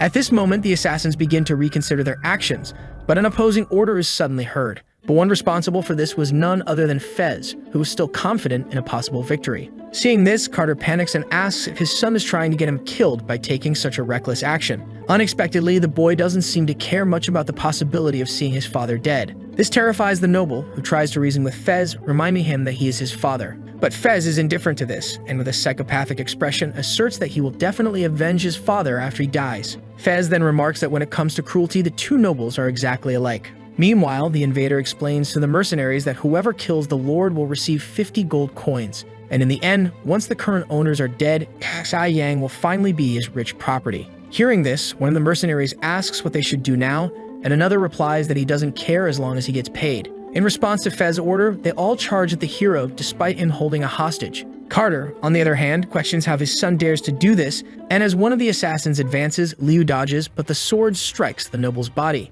The older invader falls to the ground, completely debilitated, while the other two assassins continue their advance. One of them tries his luck first, but the protagonist easily neutralizes him with one of his powerful kicks. After defeating the first, two more come at him swinging their swords. However, Liu dodges again with ease, commenting that the assassins are too slow for him. Suddenly, the hero begins to sense a feeling of danger behind him. He turns around and notices that one of the bandits indeed tried to attack him. At this point, the protagonist wonders if this could be some kind of luck. But as he dodges another strike, he realizes that this feeling is actually his brain warning him. All of this is due to his time in space travel, which has greatly enhanced his brain and body, making him now capable of detecting potential dangers. Finally, Liu retaliates with a punch that sends the bandit flying, crashing into two others who fall from the impact. As the battle nears its conclusion, Mina watches the entire fight in awe, wondering when her master became so powerful. After defeating everyone who came to attack him, Liu asks if anyone else is willing to try their luck. Seeing the Lord of Kaxai Yang victorious before his eyes, Fez becomes desperate and slaps one of the bandits on the head to send him into the fight.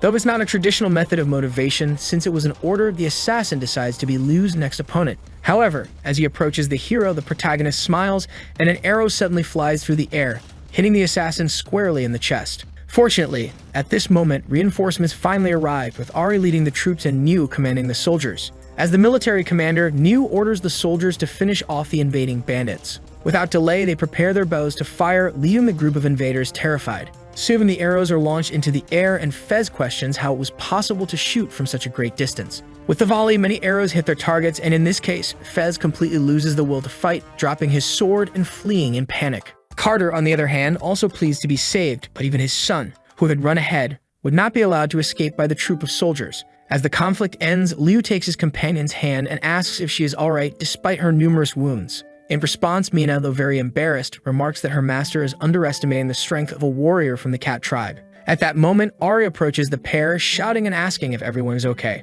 When she arrives, she boasts that they're lucky she arrived in time. She then talks about Carter's situation, explaining that he was betrayed by his own guards and had to flee alone. However, this last statement was something that neither Liu nor Mina had paid attention to. Realizing this, they both acknowledge that the noble's escape happened right under their noses. Mina quickly notes that the invader is indeed quick to flee, but this time she is determined to capture him. In a distant part of the forest, Carter is fleeing while bleeding from the wound on his chest. At a certain point, he hears a noise and wonders if someone is nearby. Fortunately for the old man, the person hiding is Fez, who is already desperate, pleading for his life. However, he soon realizes that the hero is not in front of him, and Carter, in turn, is relieved to see his son again. Fez, however, no longer cares about the father-son relationship and decides to continue his escape alone. Faced with such ingratitude, the boy's father becomes furious and questions whether Fez really thinks he can escape from him. Fearing the consequences, Fez realizes that the best thing to do is to help his father, so they soon start fleeing together. Initially, things seem to be going well for the nobles, but suddenly a voice tells them not to worry.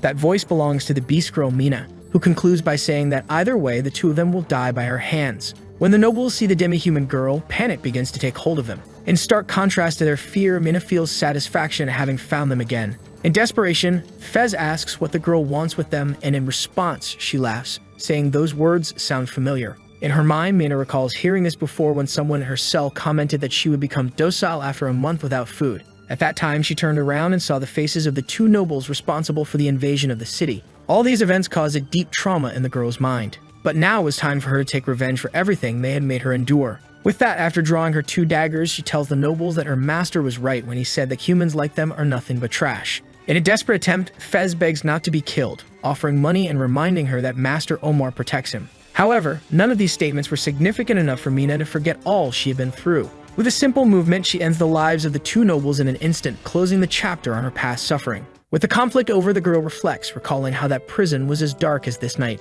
However, her master was like the light of the moon that guided her through the night, which now only makes her want to return to his arms. After resolving her personal matters, Mina heads to the Lord's chambers but hesitates at the door, thinking he must already be asleep. Nonetheless, she gently pushes the door open and finds the hero sitting on the couch, reading a book. Seeing his companion return to the palace, the protagonist stands up and asks if she is hungry. Even if she isn't, Liu still mentions that he has prepared her favorite food, which she gratefully accepts. After tasting some of the soup, Mina inevitably realizes that the food was made by Nicole, and Liu sheepishly confirms this, having been caught in a lie. Despite this, the girl remains happy with the situation and soon finishes the entire bowl of soup. In response, the protagonist gently caresses Mina, pleased that she enjoyed the meal, which makes her blush. As he looks at her face, however, the boy notices some crumbs left from the food. He reaches out to wipe away the crumbs, but Mina, unable to control her emotions, pulls away. This creates a rather sweet and romantic moment between the two. As they gaze into each other's eyes, their feelings start to intensify. Once again, the girl surrenders to her master, moving slowly closer to kiss the protagonist.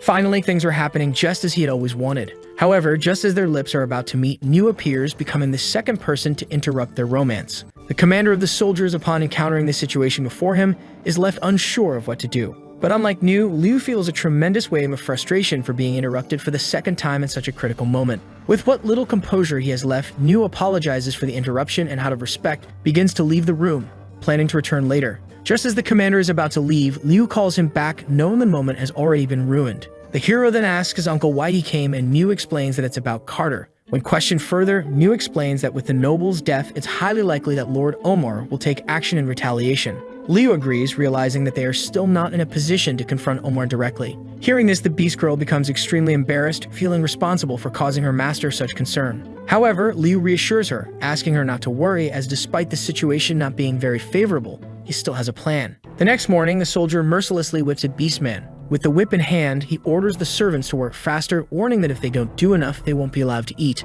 They approach the entrance of the city of Liatma, led by the Baron, who is positioned just behind the front row of the supplies. Seeing everything being brought into the city, the Baron thinks that this year's harvest is excellent. This now allows him to return to the royal capital. But at that moment, one of the soldiers reports to his master that a letter has arrived from Kai Yang. Upon reading the letter, Omar becomes even happier, as it says that the city has been taken by Carter, leading the Baron to think of the former lord as truly incompetent. With this, he crushes the letter with a smile, already believing that nothing can stop him now. He declares that he will govern his city as effectively as possible until the final objective in Bakfang is achieved. Omar is determined to return with as much gold as possible from the royal capital. He wants to make his dear brothers, who always look down on him, start to see him as an equal. Suddenly, one of the soldiers shouts for his master, leaving him quite intrigued. In desperation, the warrior explains that the demi-humans have rebelled, and many of them have managed to escape. Furious, Omar orders his soldiers to capture all the fugitives and kill them immediately. Meanwhile, the Beastmen's escape is underway, with many of them desperately fleeing through the forest. Among them, numerous rabbit men run while being pursued by sword-wielding soldiers. Although they initially gain the advantage in the chase, one of the Baron's subordinates quickly catches up to the first fugitive. With a single slash, he kills the demi-human, terrifying his companions. Like a true psychopath, the soldier licks the blood from his sword and declares that the disobedient must die. He then continues the massacre, taking the lives of several beastmen. Among them, the rabbit girl from earlier is the most desperate, unable to move any further. However, two of her kind rush toward the soldiers, sacrificing themselves to buy her time. The larger of the two tells his companion, Via, to run south with everything she has and survive. Moved by her companion's sacrifice, the girl wastes no time and runs, tears streaming down her face as she strives to preserve her people's legacy. Even in the cold and darkness of the night, the rabbit girl continues to run through the fields near the castle's region. Inevitably, during her escape, she encounters dangers such as an arrow that suddenly flies in her direction. Caught off guard, the girl is struck directly by a hunter who was walking with another. They quickly realize that the girl likely escaped from Liatma and see this as an opportunity to sell her in a distant city. Believing it to be their lucky day, they anticipate making a great profit from this capture. As time passes, the light of the new day awakens Vaya, who, still very confused, begins to question where she is. Meanwhile, one of the hunters reassures his companion not to worry, mentioning that he heard trading demi-humans is forbidden in Xi Yang. Deciding to take a different route to ensure their profit, they unintentionally cause Vaya to panic, realizing she might fall into the hands of slave traders again. Remembering her companions who sacrificed their lives to save her, Vaya becomes determined to survive at any cost, clinging to what might be her last chance. As they travel, one of the hunters comments that if they take another path, it won't take more than half a day, so they should move quickly before nightfall. However, during the journey, the wagon wheel hits a stone, causing the cart to tip over and crash to the ground. At that moment, Vaya notices that some of the wooden bars in front of her have broken, and upon seeing the kingdom of Xi Yang in the distance, she realizes it's time to act. While the girl makes her escape, the hunters argue over the stone, with the purple-haired one blaming his companion for not seeing it before the accident. But soon enough, the hunter realizes that the girl they captured has simply vanished. Upon closer inspection, they spot her running towards the outskirts of Xi Yang. The two men take off running after her, knowing they cannot let her reach the city limits. However, as the chase begins, the demi-human hides among the vast wheat fields, sitting down and trembling with fear. The bandits start tracking her, inevitably noticing traces of blood among the crops. Vaya hears them getting closer and realizes she cannot allow herself to be captured again. She continues her escape, crawling without standing up to avoid detection. But despite her best efforts, the hunters find her and mock her failed attempt to flee. Just when she was so close, the hunters have caught her, and it seems all of her hopes have been in vain. With the last bit of strength in her desperate heart, Vaya cries out for help, hoping someone nearby might hear her plea. Fortunately, just as the hunters are about to capture her, a voice is heard telling them to stop. They turn around, demanding to know who dares to interfere in their personal affairs. However, when they face the source of the voice, they find it is Liu, who, along with his army, repeats the question, stating that it's they who don't know their place. The hunters are immediately terrified, realizing they don't have the power to deal with these people. The city secretary asserts that the two are not residents of the city and will therefore face the consequences of causing trouble in the region. The hunters whisper among themselves, wondering if the man before them is truly the lord of the city. At this moment, the rabbit girl feels panic rising again as she fears once more being under the control of a noble. Ari, with her usual grumpy tone, comments that the lord already knows what to do with these slave traders, which leaves one of the hunters puzzled by the girl's audacity. However, upon taking a closer look, he notices that alongside the lord are two demi-humans, reminding him that slave trading is indeed prohibited in Xi-Yang. The man hurriedly apologizes, claiming it was a misunderstanding, insisting they weren't hunting humans but merely a beast woman. This declaration deeply angers our hero, but the beast girls are even more enraged and immediately charge at the merchants. As the fight begins, it's clear the hunters stand no chance, and seeing this,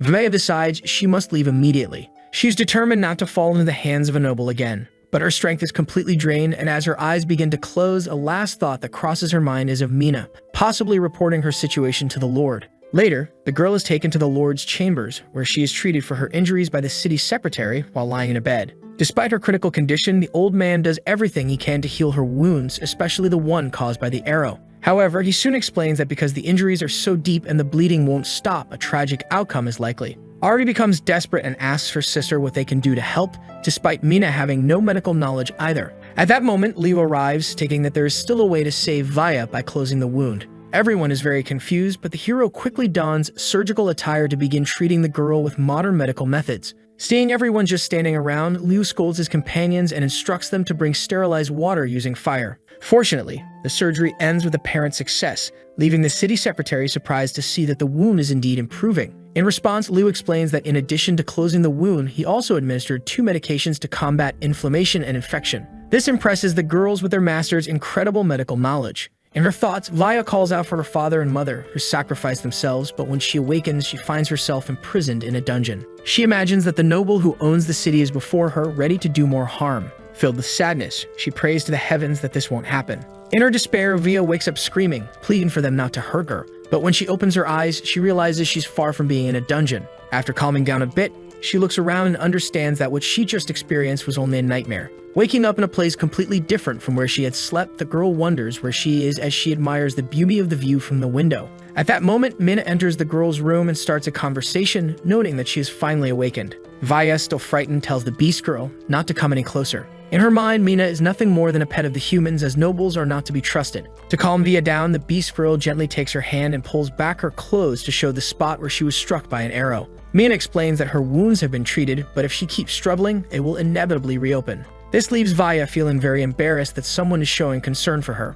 Regardless, the heroine begins to leave the room. However, before departing, Mina turns back and says that from now on, it will no longer be tolerated to speak ill of her master. This causes Vaya to start crying and begging to be released from where she is. As she weeps, the girl expresses her desire to head south, as she can no longer endure the life of a slave. Seeing this, Mina begins to notice a resemblance between what the girl is feeling and what she herself felt as a child. To clarify the situation, Ari steps in and explains that Vaya can stop crying because no one here will make her a slave. In short, Ari tells her that she is now a free citizen because in Taiyang, any form of racial or bestial slavery is strictly forbidden. Thus, the city they are in now could be considered a true paradise for demi-humans. Later, after changing her clothes, Vaya appears in the dining hall where the hero is eating alongside his companion, Mina. Ari introduces the new citizen by name, and Liu promptly invites her to sit and eat with them. Ari reinforces the invitation, telling Via not to be afraid, though the girl is still hesitant, as the coexistence of humans and demi-humans is something unimaginable to her. However, just as the hero is about to say something, Vaya gets startled and accidentally knocks over her cup. The liquid spills all over the table, and she panics, fearing she will be punished. In desperation, she decides to do whatever it takes to save herself and begins to remove her clothing. Immediately, Mina covers Liu's eyes just as Nicole arrives with the dishes. Nicole enters just as Via seems ready to remove the top part of her clothing. Filled with anger, Nicole rushes over to the girl, demanding to know why she's doing this. Vaya quickly apologizes for the misunderstanding, explaining that she was going to remove her clothes to clean the table. However, she then remembers that despite any prejudices, the man before her treated her wounds, leading her to thank the Lord. Nickel, however, struggles to contain her fury, as yet another competitor has arrived to disrupt her relationship with the master. In any case, after everyone is served, Liu asks Via if she knows how to use utensils, when she responds that she doesn't. Arya offers to teach her. With a brief lesson, Via quickly learns how to use utensils, and when she takes a bite of the food, the taste makes her feel as if she's on a journey through the heavens. Meanwhile, Liu gently pats Mina's head as a gesture of gratitude for her hard work with the wolf team. Witnessing all of this, Via begins to wonder if this lord is truly different from other nobles. As we shift to another scene, many boats approach the city of Aksai Yang, carrying supplies along with one of the crews. As they near the port of Aksai Yang, one of the crew members comments that everything seems to be going as planned. However, the servant remarks to the ambassador from Liatma that Master Omar decided not to attend, which makes the ambassador question the reason. In this case, Ambassador Ryan explains that it's likely because the mission was only to deliver a letter, prompting the servant to grumble extensively in his ear. Despite any other important commitments the ambassador might have had, he takes this moment to observe the city as a whole. Finally, they disembark at the port, which quickly attracts a crowd of cart drivers. One of them dismounts from his horse and asks the guests if they would like a ride. The servant, however, questions what the boy is doing, noting that Ryan is a noble. But the cart driver explains that his transport is the best for nobles with a large and wide carriage and boasts incredible wheels. He also mentions that while other transports charge 5 metal coins, he only charges 3. This angers the ambassador's servant, who mistakenly believes the trip would cost 3 gold coins. The cart driver clarifies that there has been a misunderstanding, as what he's asking for are the metal coins that the city's lord invented.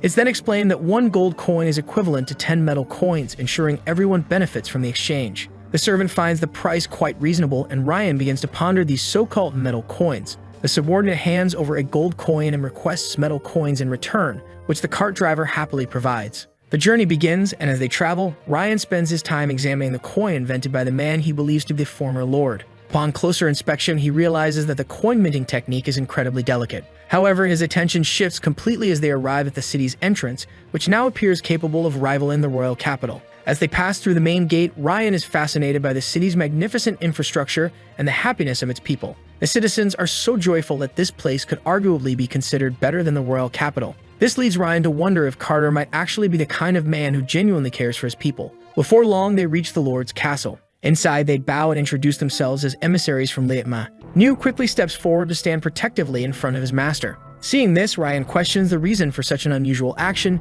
given that Carter is supposedly an ally of Omar. Nevertheless, Ryan assures the city lord not to worry and explains that he is there under the Baron's orders to deliver a secret letter in his possession. Inevitably, the hero's curiosity is piqued, prompting him to read the letter while the others wait patiently. After reading it, the protagonist realizes that the false letter strategy worked perfectly, as Omar now believes that Kai Yang belongs to Carter. As he reflects on the Baron's decision to send 2 unsuspecting individuals to deliver the letter, Liu wastes no time in tossing it to the ground. After throwing it down, the hero asks the visitors if they have checked what is written on the paper. This prompts Ryan to pick up the letter and read it, bewildered by the Lord's strange behavior. Upon reading the letter, he discovers that it outlines a plan to attack Bak Fong, something that directly impacts him. The hero then rises and declares that although Omar is a noble, he has disguised himself as a thief for money and now seeks cooperation to attack Bak Fong. Rand, shocked by the letter's contents, hears his servant remark that Omar deliberately sent the boy here to place him in danger. Hearing this, the young servant begins to cry, urging his master to flee while he stays behind to delay the others, already bidding farewell to his life and praying to serve him in the next one. This makes our hero feel awkward, as he realizes he's being treated as if he were a villain. Ryan sighs, noting that the man before him is clearly not Carter, which couldn't be more accurate since the Lord is actually Liu Feng. Understanding that he might not be able to avoid death, the noble has one last request.